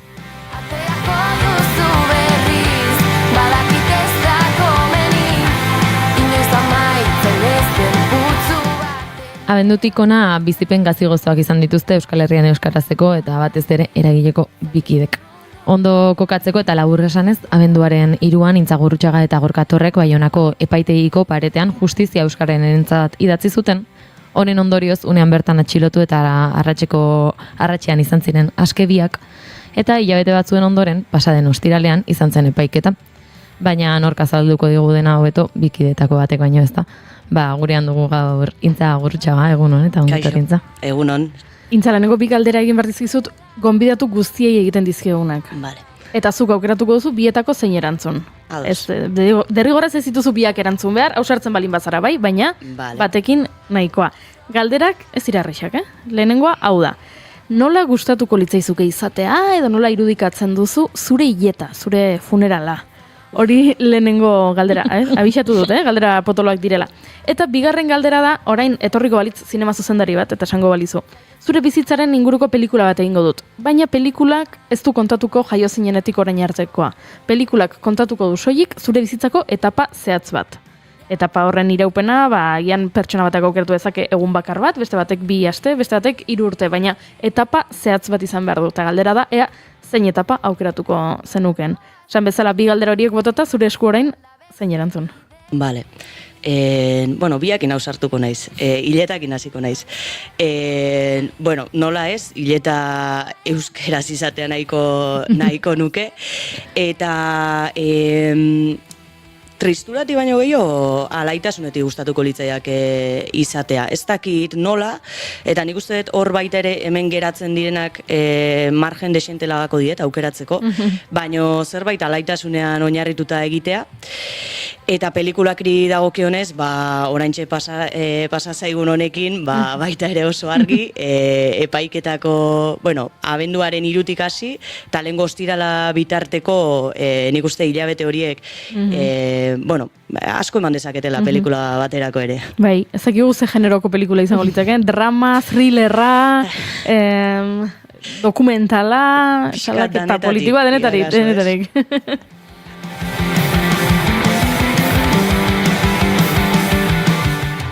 Tira bigarren kafeko 2 galdera potoloak alde batera utzita, Jure, zuk jarrituko duzu? Bai, 2 galdera horiek ondoren, lehenik eta behin galdetu nahi nizula, zer moduz zaudeten Gorka eta zu hilabete guzti hauek orain pasa eta gero. Egia esan da, pasa ondoren, hilabete haue pasa ondoren, nabaritzen da nekea eta tentsioa, ez? Azkenean, abenduaren 3an egin genuen ekintza hori, baina orduz geroztik gabiltza gauza bat eta beste lanean jarraitzen, ez? Egin genuen apirilaren 6 manifestazioa, eta horren antolakuntzarekin, urte hasierako hilabete horiek, horretan naritu gara buruelarri, eta horri gehituta epaiketako kezka hori, ez? Eta askotan da ezjakintasunak sortzen duen beldur hori, gero aipatuko dugu, ez? Ondorioen eta barren inguruan, baina egoera ezjakin horretan nola jokatu, zer egin, zer etorriko den, horrek sortzen duen kezka horretatik, egia da Gorkak jada azala egina duela, 3. epaiketa du oso denbora gutxian, ni zentzu horretan neiko hasi berria naiz, baina biok nik uste dut azkenean izan dela zama bat, baina aldi berean aipatu duzu, ez, bide gazi gozoa, eta nik uste dut bide honetan momentu gogorragoa bizi ditugula, baina momentu ederrak ere bai, eta nik uste dut Gorka eta biok ederrekin gehiago geratzen garela momentu txar edo gogorrekin baino. Intza, bipatu ez pixkat nekatuta zaudela jende horrek, entzuten egin jendeak neke hori ondo ulertzeko agian abenduaren 3ra joango gara, eta hortik egingo dugu bidea onaino, abenduaren 3an Baionan izan zineten, Euskararen egunan nola hasi zen eguna eta zein izan ziren pasatakoak. Hori da, abenduaren 3a Euskararen nazioarteko eguna da, eta, askotan ikusten dugu eta salatu dugu, ez? Instituzioetatik askotan erabiltzen da egun hori aurpegi zuriketarako, azaltzeko Euskararen alde daudela, Euskararen alde egin behar dela, erabili behar dela, eta, guk uste dugu horrelako aldarrikapenak ongi daudela, baina egun horrek behar duela benetako aldarrikapenekin jantzi behar dela. Eta beraz, erabaki genduen, ekintza zuzen baten bitartez, salatzea, pixka bat gaur egun Euskalduno jasaten dugun zapalkuntza, eta baita ere, apur bat erantzutea, justu epaitegi batean egin genuen ekintza hori, eta nolabait, azken aldian, batez ere Hego Euskal Herrian, eta oraindik eta zentratuago Euskal Autonomia Erkidegoan bizitzen ari garen oldarraldi judizial, politiko, mediatiko horri, erantzun bat eman nahi genion, eta ze leku esanguratsuagoa epaitegia bera baino. Eta beraz, bizi dugun zapalkuntza hori, batez ere gaur egun baditugun 2 konstituzio, Frantziar eta Espainiar konstituzio horien baitan, hori salatu nahi izan genuen, eta horrexegatik egin genuen abenduaren 3ko ekintza hura.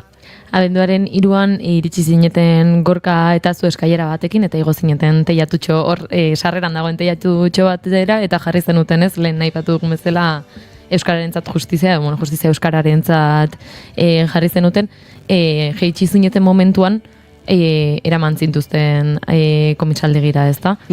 Hori da, igo ginen, lagun taldetxo bat joan ginen, eta Gorka eta biok igo ginen, eta gero komisaldegira eraman gintuzten, prozedimentu legal horiek jarraitzeko 6 bat orduz egon ginen han bertan, eta hori da, aipatu bezun bezala, justizia Euskararentzat nahi izan gendun aldarrikatu, eta justizia Euskararentzat gaur egun hain justu ez dagoelako justiziarik, eta horren baitan aldarrikapenak dira hasi Euskal Herrian Euskara ofizializatetik hezkuntza euskalduna izateko aldarria, eta horri denaieri eman nahi gendion erantzuna aldarri hori han idatzita.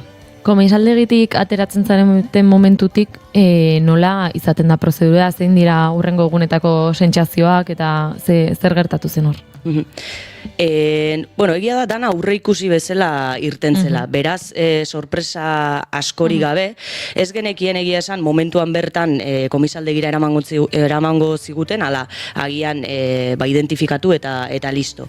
Baina komisaldegira eraman gintuzten, eta sortea izan genuen gaua ez genuela pasa behar izanan, arratsaldeko 8 irten ginen, eta guk ja espero genuen gaua bertan pasako genuela, beraz, zentzu horretan ere gustora, eta bueno, hor deklarazioa hartzen digute, azaldu ziguten edo azaldu behar izan genuen zer egin genuen, zergaitik, eta da egunean bertan eman ziguten epaiketarako ordua eta eguna. Eta beraz, hori, egunean bertan ja atera ginen epaiketako egunarekin, eta hortik aurrerakoan, erabakiak pixkanaka hartzen joan gara, etorri ahala erabakiak hartzeko unea. Epaiketa bat ematen dizueten momentuan, data, ordua, zein izaten dira aurrengo pausak, suposatzen dut abokatu batekin prestatzen hastea, zein erabaki hartuko dituzuen epaiketaren egunerako, eta zein izango den egunaren prozedura bera ere antolatzen dela, ez? Hori da, behin eguna jakinda, zer egingo dugu. Gorkak aipatu bezala, da bi epaiketa izan ditu, eta azkenengo epaiketa honetan behintzat, uko egin zion deklaratzeari euskaraz espazioten uzten deklaratzen.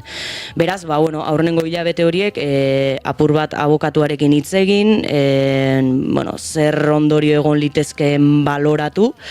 Egia da, frantziar legediak oso margen zabalak uzten dituela, guri esan ziguten, abokatuak esan zigun, 75.000 euro eta 5 urteko kartzela zigorra izan zitezkela eskatu zezaketen gehiengoa. Egia da, abokatuak, askotan parametro txarrenetan jartzen zaituela, eta hori ondo dago, prestatzeko.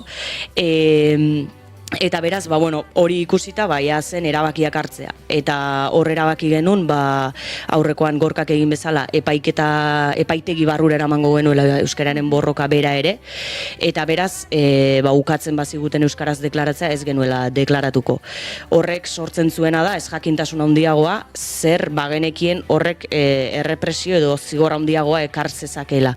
Zenbatekoa, abokatua berak ere etzekien, eta egia da, lege aldetik dabiltzan lagunek gomendatzen zigutela jakin gabe noragoa zen horrelakorik ez egiteko, baina hor genuen Gorkaren esperientzia aurretik ere, eta egia da bera jarraitzen duela borrokan, gogotsu, eta ez duela euki zigorrak izan ditu noski, baina baloratu genuen aurrera jarraitzea, eta beraz epaitegi barrura ere borroka hori eramatea. Aipatu dugu ez, hilabete hauetan gazigoztua izan diren puntu ezberdina daudela, eta justu abenduaren 3an guztia gertatu, eta gero 7an zonago oker, Durangon manifestazio bat deituta zenuten, eta jendetsua izan zen zerbaitzen, orduan gozotasun hori ere agian ona izango zen zuentzat, ez? Pixka bat bazen ekintzaren, lehen aipatu dut, ekintzaren helburu nagusiak baziren aldarrikapen horiek egitea, baina beste neurri batean, baita ere abenduaren 7ko manifestazioari begira, pixka bat egoera tentsionatzea eta jendea piztea, ez? Azkenean, horrelako ekintzen da mobilizazioen helburua bada nolabait, jendearen kontzientzia horietara heltzea, kontzientzia horiek astintzea, eta benetan esatea, ari gara aipatzen, ez? Euskara larrialdi egoeran dagoela, atzera pauso batzuk suma ditzakegula, gaur bertan Espainiako auzitegi gorenak udallegearen arira esan du, ez? Udallegearen artikulu batzuk indargabetuko dira, non euskarari lehentasuna ezin zaion eman, eta UEMak esan du, ez? Euskarak lege berri bat behar duela. Beraz, nik uste du garrantzitsua dela, kontzientzia hori hartzea, ez? Larritasun egoera aurrena, eta horren aurrean aktibatu behar dugula. Eta zentzu horretan askotan, ez? Larrialdi egoerak ematen digu eman dezake behintzat gelditzeko edo hau galduta dagoenaren sentsazio hori, eta guk alderantziz, ez? Esan nahi duguna da edo zabaldu nahi dugun mezua da, egin behar dugula, kalera atera behar garela, eta hori, abenduan 3ko ekintzak balio duela hori pizteko, eta gero abenduaren 7ko hori ere indartzeko. Egia da abenduaren 7an eguraldia justu kontrara izan genuela, eta hor eskerrak eman genizken euskaltzale horiei, euria ari zuen, haizea, goiti bera, eta Durangora joan izana, eta Euskaren Errepublika hori aldarrikatzeko jendetza batu izana. Intza, beraz, abenduaren 3koak balio zuen tentsionatzeko abenduaren 7koa, baina tartan ere beste manifestazio bat izan duzu, duela pare bat aste izango litzatekeena, apirilaren 11an deitu zenuten epaiketaren inguruan manifestazio bat Baionan, ez da? Hori da, lehen aipatu dut, ez? Guk uste dugu oso garrantzitsua dela kaleak hartzea eta Euskararen borroka kalera eramatea. Eta horrelako mobilizazioak elkarlotuz, pizten badabilenan sentsazio bat badugu. Eta ikuste genuen testuinguru interesgarria sortu zezakeela edo sortzen zuela epaiketak berak justizia euskararentzat aldarrikapena egiteko, ez soilik Gorka eta Bioi elkartasuna adierazteko, hortarako ere bai, baina hortik haratago berriro ere kalera euskararen borroka hori ateratzea eta justizia euskararentzat hori aldarrikatzea. Eta orduan, testuinguru hori aprobetxatuz, komunitateko bilkurak egiten ditugu 4 hilean behin, Euskal Herrian euskarazen baitan, eta han erabaki zen mobilizazio edo manifestazio nazional bat egitea, ekintza egin genuen lekuan bertan, Baionan, eta horrelaxe, jarraitu genuen. Manifestazioa barkatu lehen aipatuta apirilaren 11ean, ez apirilaren 4ean izan zen, eta 11ean epaiketa... Apirilaren 6ean.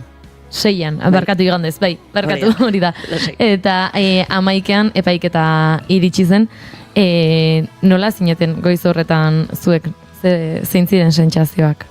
Egia da gu igandeko mobilizazioak asko pentsamendua asko bete zigun, alegia, asko geunden igandekoari begira.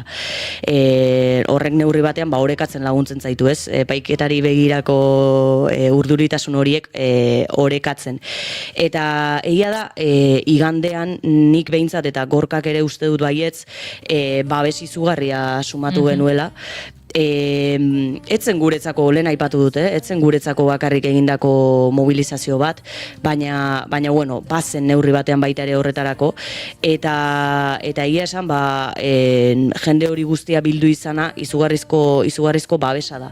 Eta horrek beraz, 11ekoari, ostiralekoari begira, eman zigun, nik uste dut, indar handia, eta neurri batean, lasaitasuna ere bai, ikusirik, badagoela jendea borroka honekin bat egiten duena eta gero etorri liteken horri erantzuteko ere badagoela masa bat. Azkenean ez genekielako guk ere zer izango zen erantzun beharko genion hori zen neurritakoa izango zen eta beraz urduri joan ginen ostiralean, baina aldi berean igandeko indar horrekin eta neurri batean lasaitasun horrekin ere bai, eta egia da, gero bertan elkarretaratze bat ere egin genula, eta hor ere lagun batzuk bildu ginen, eta horrekin ere lasaiago. Ostiralean iritsi zineten epaitegira, Gorka eta zu abokatuak lagunduta, eta beste bat pertsona babesean, nola garatzen da epaiketaren prozesu guztia, epaitegian sartzen zareten momentutik aurrera? Gu joan ginen abokaturik gabe. Erabakita genuen ez genuela deklaratuko euskaraz ez baziguten uzten deklaratzen. Kasu horretan abokaturik ez genuen behar. Eta beraz joan ginen biok eta prestatuta gutxi gora bera gerta ziteken horren aurrean nola jokatuko genuen eta defentsa bat. Uste baziguten euskaraz deklaratzen defentsa egingo genuen eta ez baziguten uzten bertan bera geratuko zen.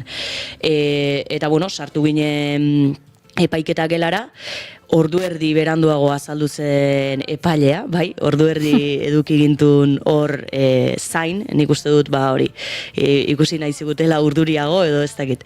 Eta gero ja sartu zen epailea, Gorka eta Biok altxatu ginen, eta prozedurako datu pertsonalak eta eskatzen hasi zen, eta gero nerekin hasi zen, eta hasieratik gu planteatu geniona zen, Gorka eta Biok gutun bat igorri genion fiskalari, esanez guk euskaraz deklaratu nahi genuela, eta beraz ni horrekin hasi nitzaion galdezka iritsi zitzaion gutun hori.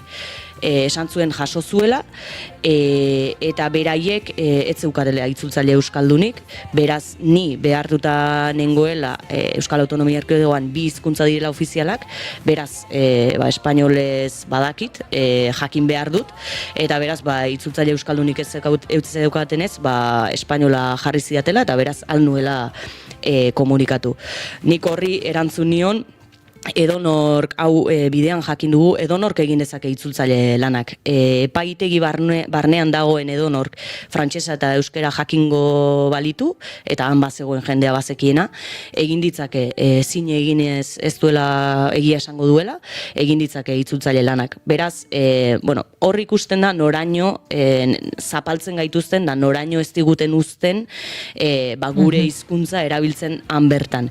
Eta orduan, uko egin nion kasu honetanik euskaraz deklaratziari, eta gero Gorkak hartu zuen hitza, eta Gorka eztabaida luzeago batean sartu zen, baina epailearen uneoroko argudioa zen, Frantziako konstituzioko 2. artikulua aipatzen zuen, behin eta berriz, eta artikulu argi dio Frantziako hizkuntza ofizial bakarra frantsesa dela, eta punto.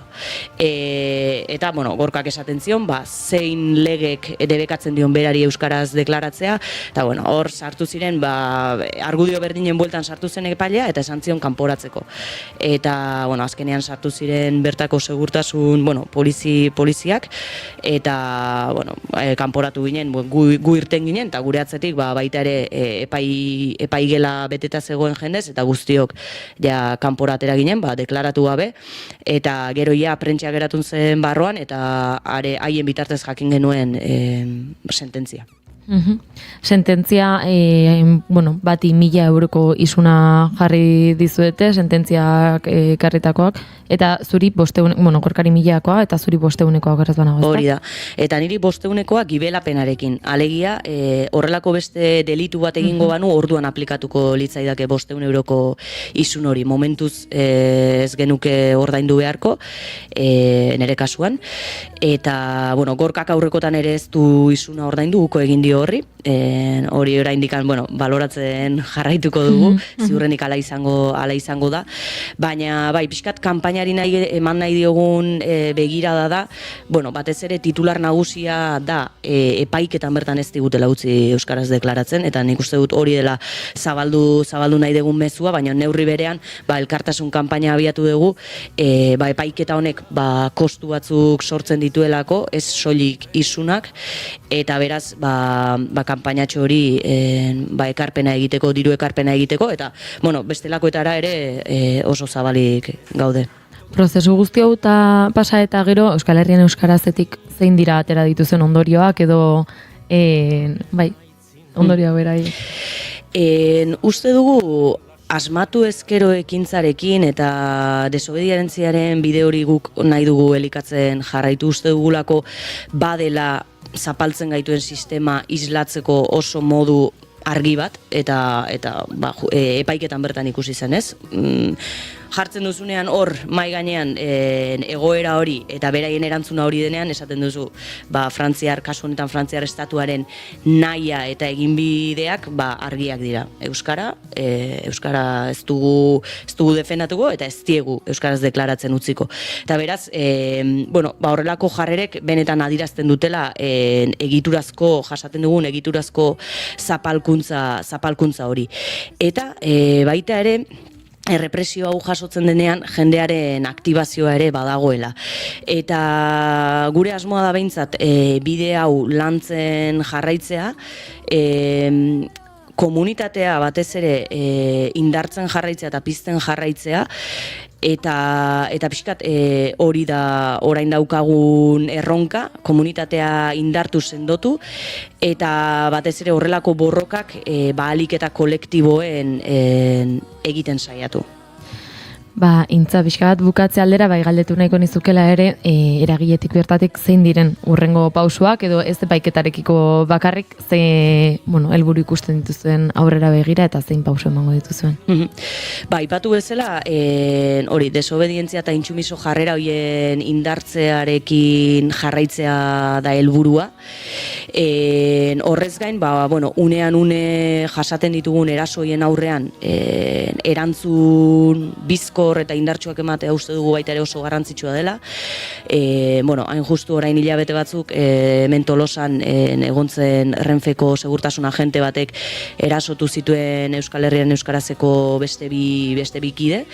Eta uste dugu eraso horiei momentuko erantzun hori ematea lortu behar degula, haserre hori adieraztekoa eta hau ez dugula onartzen adieraztekoa, eta pixka bat horren alternatiba hori eraikitzen jarraitu. Eta alternatiba da, guk independentzia deitzen diogu, Euskaren Errepublika deitzen diogu, alegia independentzia, eta uste dugu pedagogia euskaltzale eta independentista hori izango da gure erronka eta lanean jarraitzeko bidea, eta Euskaren Errepublika hori irudikatu, nolabait Euskararen zapalkuntza hori gainditzeko bide bat dela, baina baita ere, eta hau pixka bat manifestazioko irakurketan ere aipatzen genuen, bestelako zapalkuntzak gainditzeko bide izan dadila baita ere Euskararen Errepublika hori. Izan emakume jasaten dugun zapalkuntza, langileok, kolektibo desberdinen zapalkuntza hori egiturazkoa da, egitura berak zapaltzen gaitu, eta beraz, mezu horretan hori indartzen jarraitu nahi dugu, eta Euskararen borroka hori beste zapalkuntza horiekin batera aurrera eraman, eta Euskaren Errepublika hori eraikitzen jarraitzea. Intza, mila esker hau dena hain argi kontatzeagatik, benetan ondo ulertutako bidea izan da, eta gogoraziko digu entzulei, Intzak aipatu duen bezala, elkartasun kanpaina martxan dela, eta sareen bidez informazio gehiago jakin dezakezuela.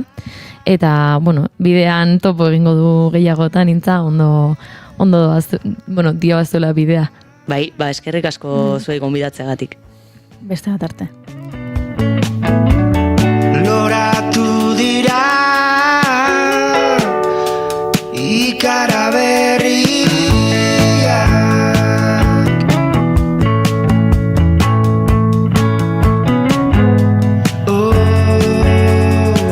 ibai ertzean utzi ditut ezpata eta ezkutua.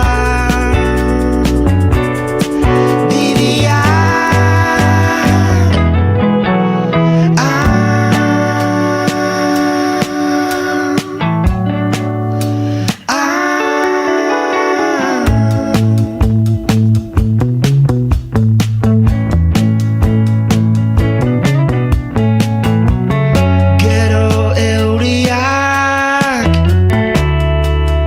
lurra du ernaltzen,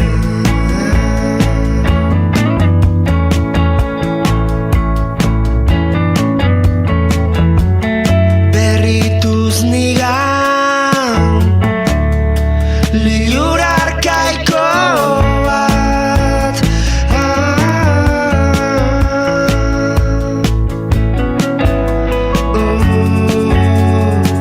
Ibai ertzean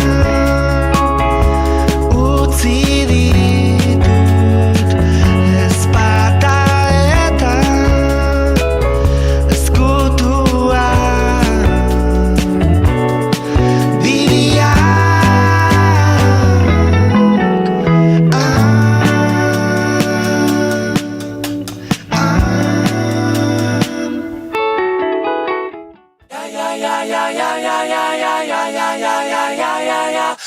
Zigor, klasikoak prest? Bai, goiko apalean jarri ditut. Aimar, eta nobedadeak? Nobedade honenak, aukeratuta. Peio, nola doa zurea? Zine eszena honenak aukeratuta, disekziorako prest. Nekan eta Itziar, telesaiak zer? Thrillerrak eta dramak fondoan. Zientzia fikzioa, komedia eta animazioa ezkerretara. Hala, prest gaude. Igo Pertsiana, Naiz Irratiko bideokluba irekitzera goaz. Maite, bideoklubetan beti egoten da pornoa. Pornoa? Naiz Irratiko bideokluba, ostegunetan arratsaldeko 6etan.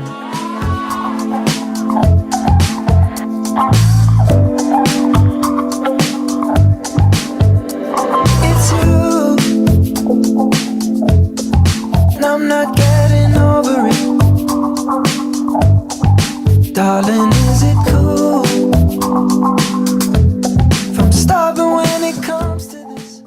Jun uste duzu Harry Styles Coachellan egongo dela orain.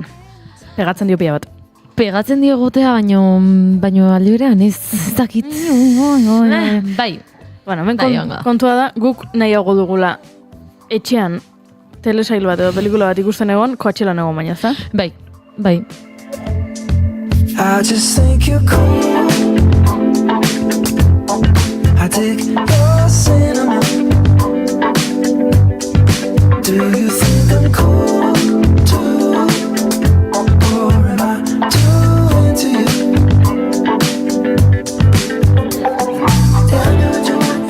Astelenero bezala, bueno, gezurra esan dut oraintxe bertan, astelenero bezala ez, pasa den astelenean denborarik gabe geratu ginelako irratian eta ez genuelako gure konbendioen zerrenda elkarbanatu, baina tira, orokorrean astelenero bezala, puri-purian tartea egingo dugu. Oraintxe gure, esan bezala, telesaiak eta gustuko telesaiak eta pelikulak elkarbanatzeko zuekin eta uzten badia zue, hasiko naizen eroni? Aurrera.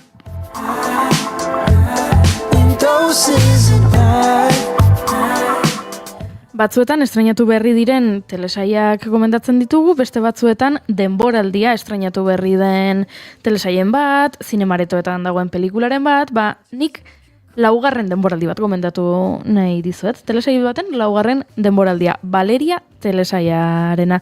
Valeria telesaia Netflixen dago. Netflixek egin du Elisabeth Benavent izeneko idazle baten liburuetan oinarrituta. Elisabeth Benavent idazle gaztea da, eta berak idatzi zituen liburu batzuk, Valeria eta bere lagunak protagonistatzat zituena. Hauek dira, 30 urteren bueltan dauden, 4 neska Madrilen bizi direnak, eta, gertatzen zaizkie, 30 urte inguru ditugun neskei gertatzen zaizkigun gauzak.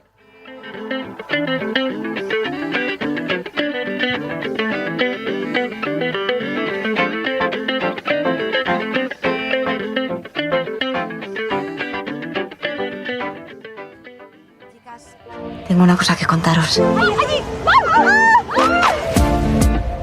Nerea ha consolidado su relación con Georgina. Lola y Ray siguen siendo pareja. Gonzalo nació en invierno y yo, pues, estoy muy feliz, relajada. Aburrida.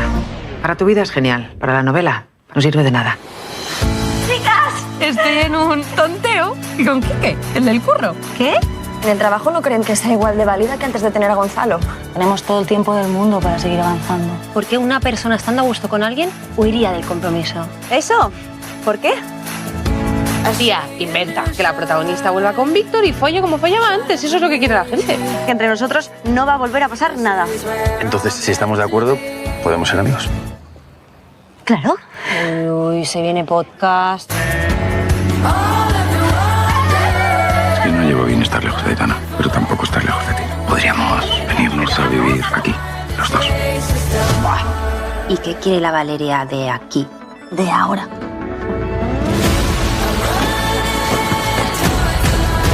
Chicas, esta serie no va de mi historia con Víctor. ¿Amiga? Esta serie va de 4 amigas. Del amor que supone tener un apoyo incondicional. Aunque a veces te digan cosas que no quieres escuchar. Por nosotras.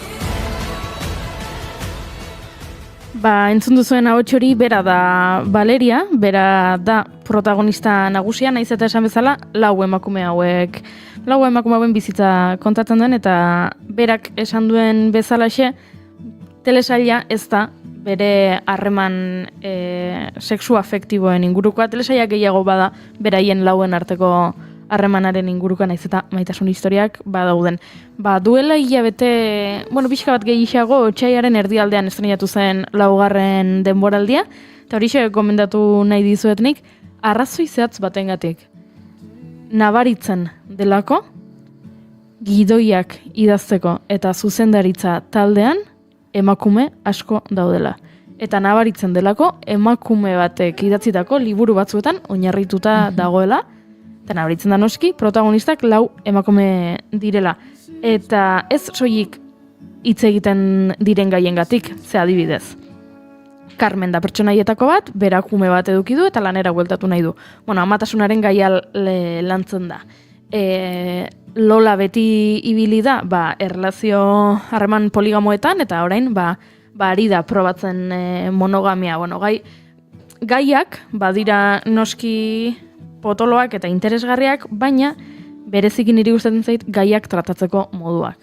Nola hitz egiten duten gaien inguruan, nola hitz egiten duten beraien artean. Oso ondo uste dut harrapatu dutela gidoiak idazten dituztenek 30 urteko 4 emakumeren arteko hizkuntza, konbertsazioak, nola hitz egiten duten, ze tonotan, batzuetan nola haserretzen diren elkarrekin, nola komunikatzen diren asko WhatsAppez, nola elkar ikusi nahi duten, baino ezin duten, nola lortzen duten. Baina benetan, beraien artean duten hitz egiteko modua, iruditzen zait, guztiz asmatu dutela, eta sentitzen dut batzuetan ari naizela nire WhatsAppeko historiala irakurtzen. Beraien arteko WhatsApp konbertsazioak agertzen direnean pantailan. Ze batzuetan gertatu izan du zait, telesail bat ikusterakoan, pertsonaien arteko konbertsazioak entzuterakoan pentsatzea. Ez du inork horrela hitz egiten. Guk gure arteko harremanean hitz egiten dugu, batzuetan serioago, besteetan txantxak egiten ditugu, txantxa internoak dauzkagu agian bigarren kafeko lantaldetik kanpo norbaitek ulertuko ez lituzkenak. Batzuetan sartzen ditugu beste hizkuntza bateko esaldi batzuk, hitz egiten dugu musikaz, hitz egiten dugu barrez lertu arte, batzuetan triste jartzen gara, eta hori oso ondo islatu dute telesailan, eta horregatik gomendatuko nizueke. Hori bai, agian, eta hau horrekoan lagun batek esaten zidan, agian inbidia sentitu dezakezu, direlako 30 urteren bueltan dauden 4 emakume asko elkartzen direnak. Eta aurrekoan lagun batek esaten zidan, nik ez dut lortzen nire lagunekin, hainbeste aldiz geratzea da, hainbeste afari egitea, edo hainbestetan elkartzea merendatzeko baten etxean, edo hainbestetan elkartzea joateko lore denda batera, kontan eduki behar da baita fikzioa dela, eta badituela fikzioaren gauza batzuk, adibidez, batzuk azaltzen dira, Lolak zergatik duen hainetxe ederra Madrileko erdi aldean, neska gazte itzultzaile lanak egiten ditu, ez dakigu ze soldata duen, baina gaur egun etxebizitzaren afera ikusita nola dagoen, berez, ez dagokion etxe batean bizi da, ikusten, horrelako gauzak ikusten dira, ez? Diruz agian, guztiz, ez dela oso erreala, baina... Baina gizartean gertatzen den bezala, hor ere, litekena da pertsona hori etxe honekoa izatea? Bai. Hori ere islatu behar da, ez gizartean badagoelako, zuk esaten duzu ez, eta askotan esaten duzu, nola biziote da pertsona, akaso tokatu zaio etxe honeko izatea, diru asko dagoen etxe bateko izatea, eta etxe horretan bizi al izatea baliteke. Gertatu liteke. Hori esan edut, isla bezala ez, gizartean ere aldian bin tokatzen direla horrelako kasuak. Bai.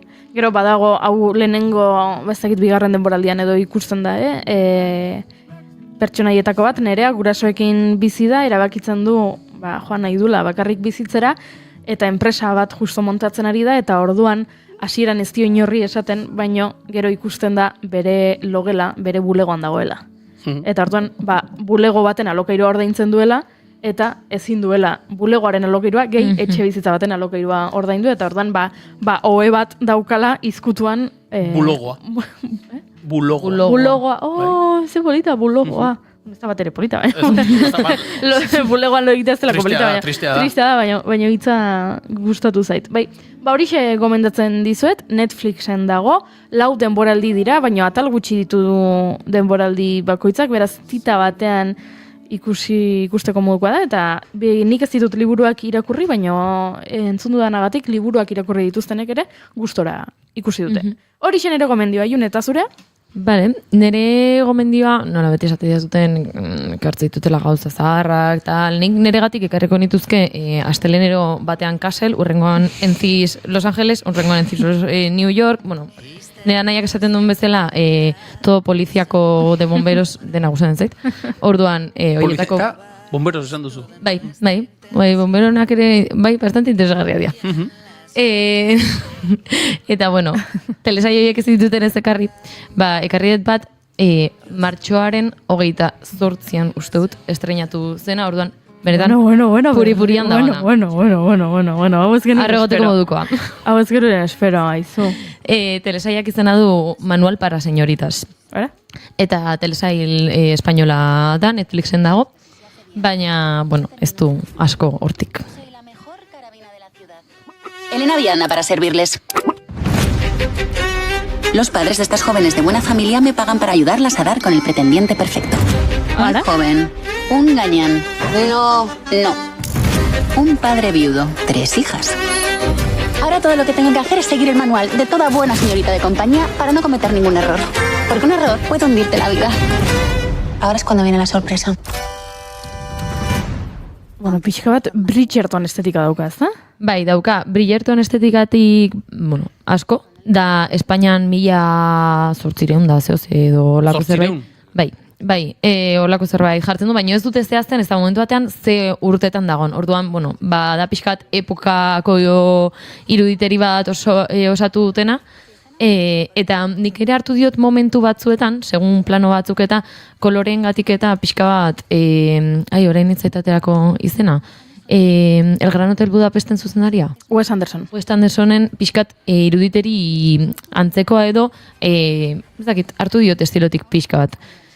Telesaia, esan duen bezala, da Elena Vianda, karabina dena, hau da, bikotea bilatzen diena emakumezkoei, eta laguntzen diena bide guztian zehar. Eta telesaia hasten da, Elenak ez daukala lanik, eta enteratzen da, esan duen moduan, ama bat hil egin dela, 3 alaba dituela, gelditu dela hor, aita 3 alabekin, eta 3 alaba horiek lan asko suposatzen dutela. Hau da, 3 alabari bikotea lortu behar badiezu, etxe horretan bizitzen denbora asko eman dezakezu. Ze karabinek ez daukate etxerik, eta etxez etxe doaz. Bueno, haze negozioa. Claro, ez balin badute zeini bikotea bilatu, etxerik gabe dauden. Orduan interesatzen zuk azkar bikotea topatzea.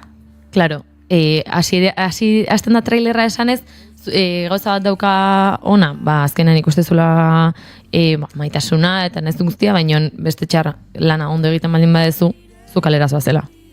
Eta, claro, orduan bilatzen du, ikusten du familia hau 3 alaba dituena, eta du, perfecto, urte batzuetarako lana badaukat. Eta ikusten da, ze lan egiten duen lehenago, enteratzeko alaba bakoitzaren gustoen inguruan nola sartu daiteken etxe horretan, nola konbentzitu dezaken aita berak kontratatzeko eta etxe horretan bizitzen hasteko, eta, lortzen du, eta etxe horretan sartzen da, bertan dago, ama de llaves edo deitzen zaion pertsonaje hori, angustiaz izena du, eta pertsonaia berezia da, badalako, Elenaren aurka dagoen pertsona bat denbo guztian. Ez zaiona gustatzen Elenaren papera bera, ez karabina delako, beste karabina batzuekin harreman hobea daukalako eta haiek nahi zituelako etxen, baina ez du lortzen.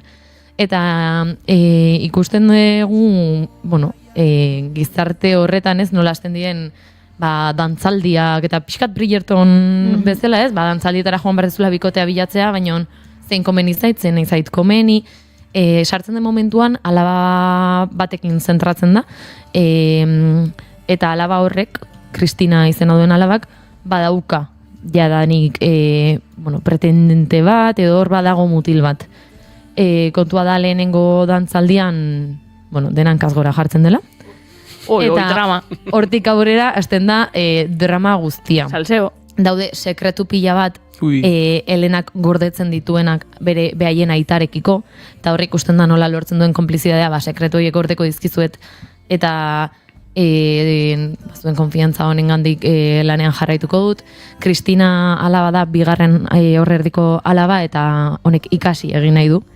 Eta lehenengo kapitulan ikusiko dugu nola, ematen duen gizonezko batekin zerbait duela, eta kontua da gizonezko hori medikua dela, eta erakusten ari zaiola.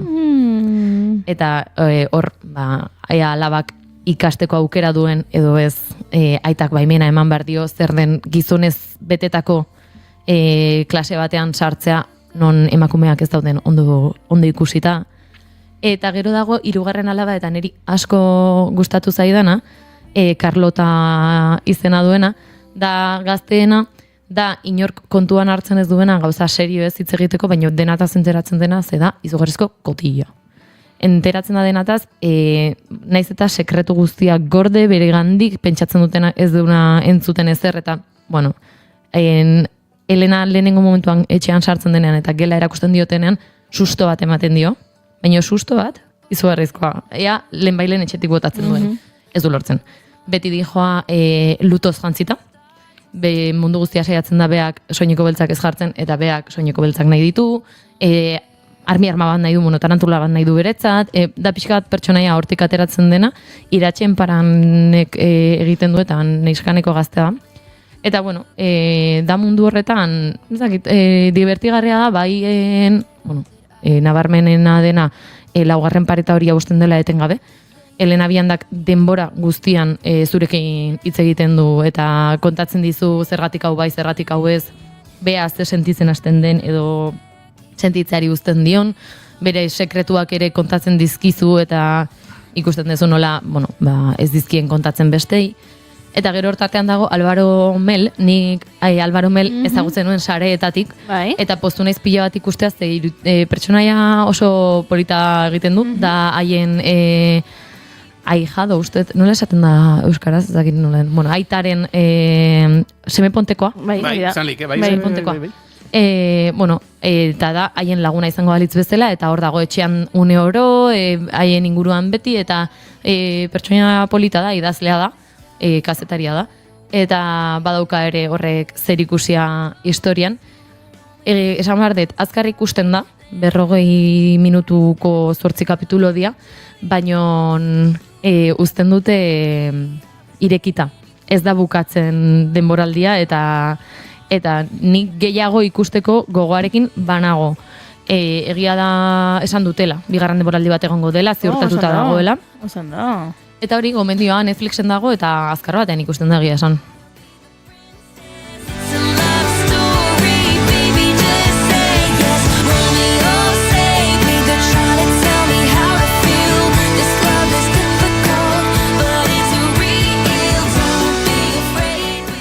Manual para señoritas izena du. Hori da. Vale, osan da, Netflixen esan dugu, eta azkar ikusten dela. Bai. Eta ziurtatuta dagoela bigarren denboraldi bat. Hori da. Perfecto.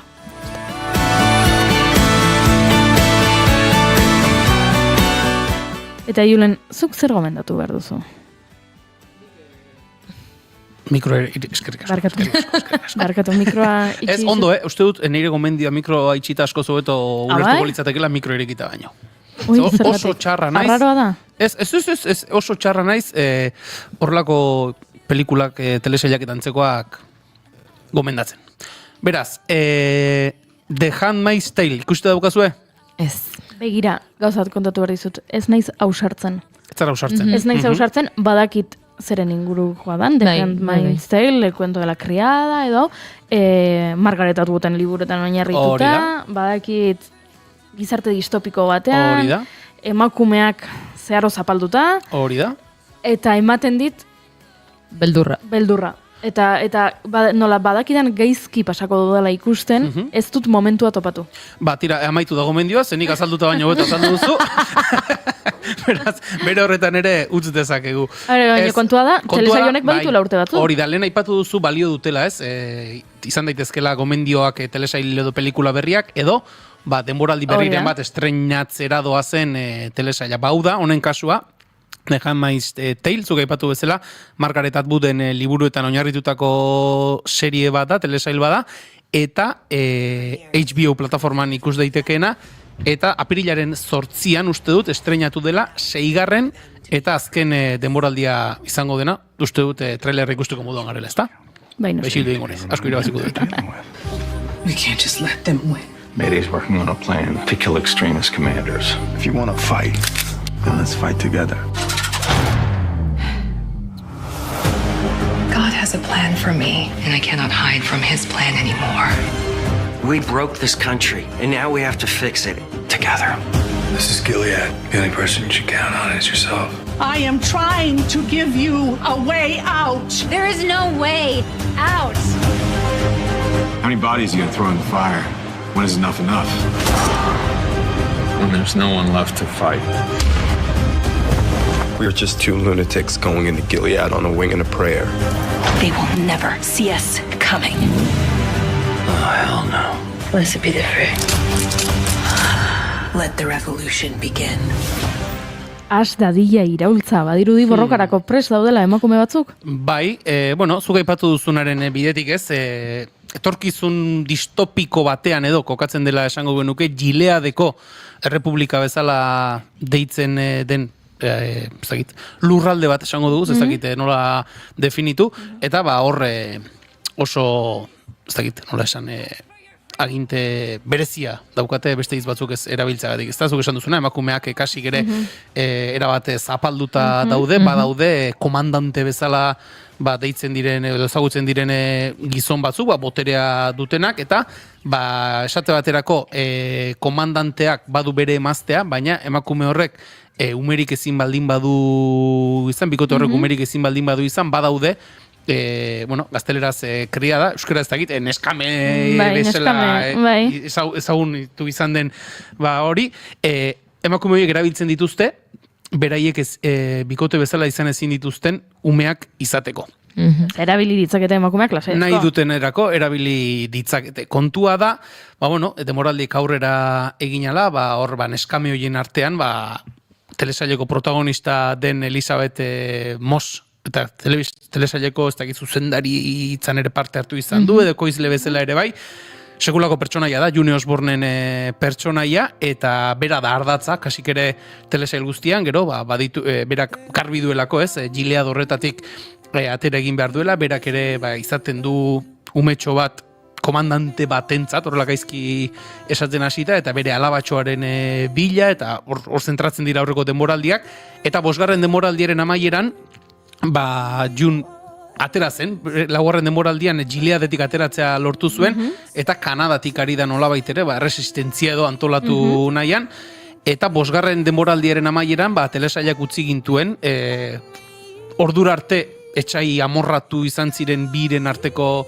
elkartze batekin, eta ikusiko dugu, nik oraindik ez naiz hasi 6. denboraldi hori ikusten, baina horti joan daitezke hildoak ez, 6. esan dute azken demoraldia izango dela. Esan dezu azkena? Hori esan dute, azkena izango dela, beraz, 5 demoraldi ikusi baldin baditugu, eta nik egia da, zuk esan duzu, oso gogorra egiten dela inbatunetan, baina gustora ikusi dudan telesail bada, beraz, azalpen eskax honen ostean, pasada denboratxo bat aurreko denboralditik, ez da? Bai, eten desenteak izaten dira, denboralditik denboraldira, beraz, entzulenek ez ulertuko, azalpenaren inguruan, beraz, hasiratik pixkanaka hasi, eta hortxe daukazue, aste santuetarako planik ez baldin badaukazue, hortxe, 6 denboraldi mardulak, The Handmaid's Tale, HBO plataforman.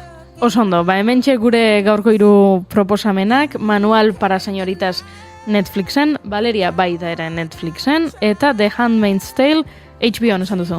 HBO plataforman. Hementxe gomendiak oso ezberdinak, batzuekin barre egiteko modua, besteekin aserretu eta kaleai zu emateko moduan ziurrenik, hori zuen aukera da, ea zein girotan zabiltzaten, zein den zuen muda, edo zuen baifa.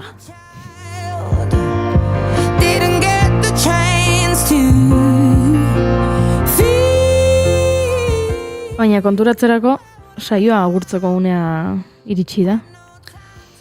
Bota dugu astelena. Astelena bukatu da, ez da bukatu astelena. Bai, ja bukatu. Astelenekoa. Asteleneko 2. kafea bukatu da, bai, baina, gu hemen egongo gara bihar baita ere. Astea raroa da. Jendea oportan dabil. Ez ditut ikusten nik normalean hainbeste ume gure estudioko kanpoaldean, eskolan egoten direlako, baina gaur pasadira, ume mordoxka bat pasada hemen gure aurretik, beraz. Astea raroa da, baina gu momentuz hemen egongo gara, bihar berriro ere, naiz irratian, goizeko 10 eta 5, June ez da egongo, baina Julen, zu egongo zara? Tori garko dugu, ez da? Zer?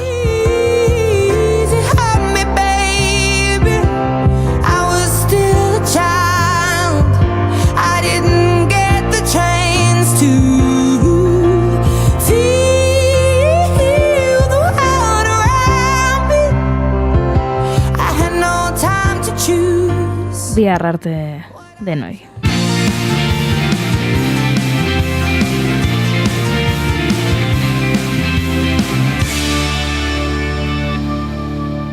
Calm and bigarren kafea.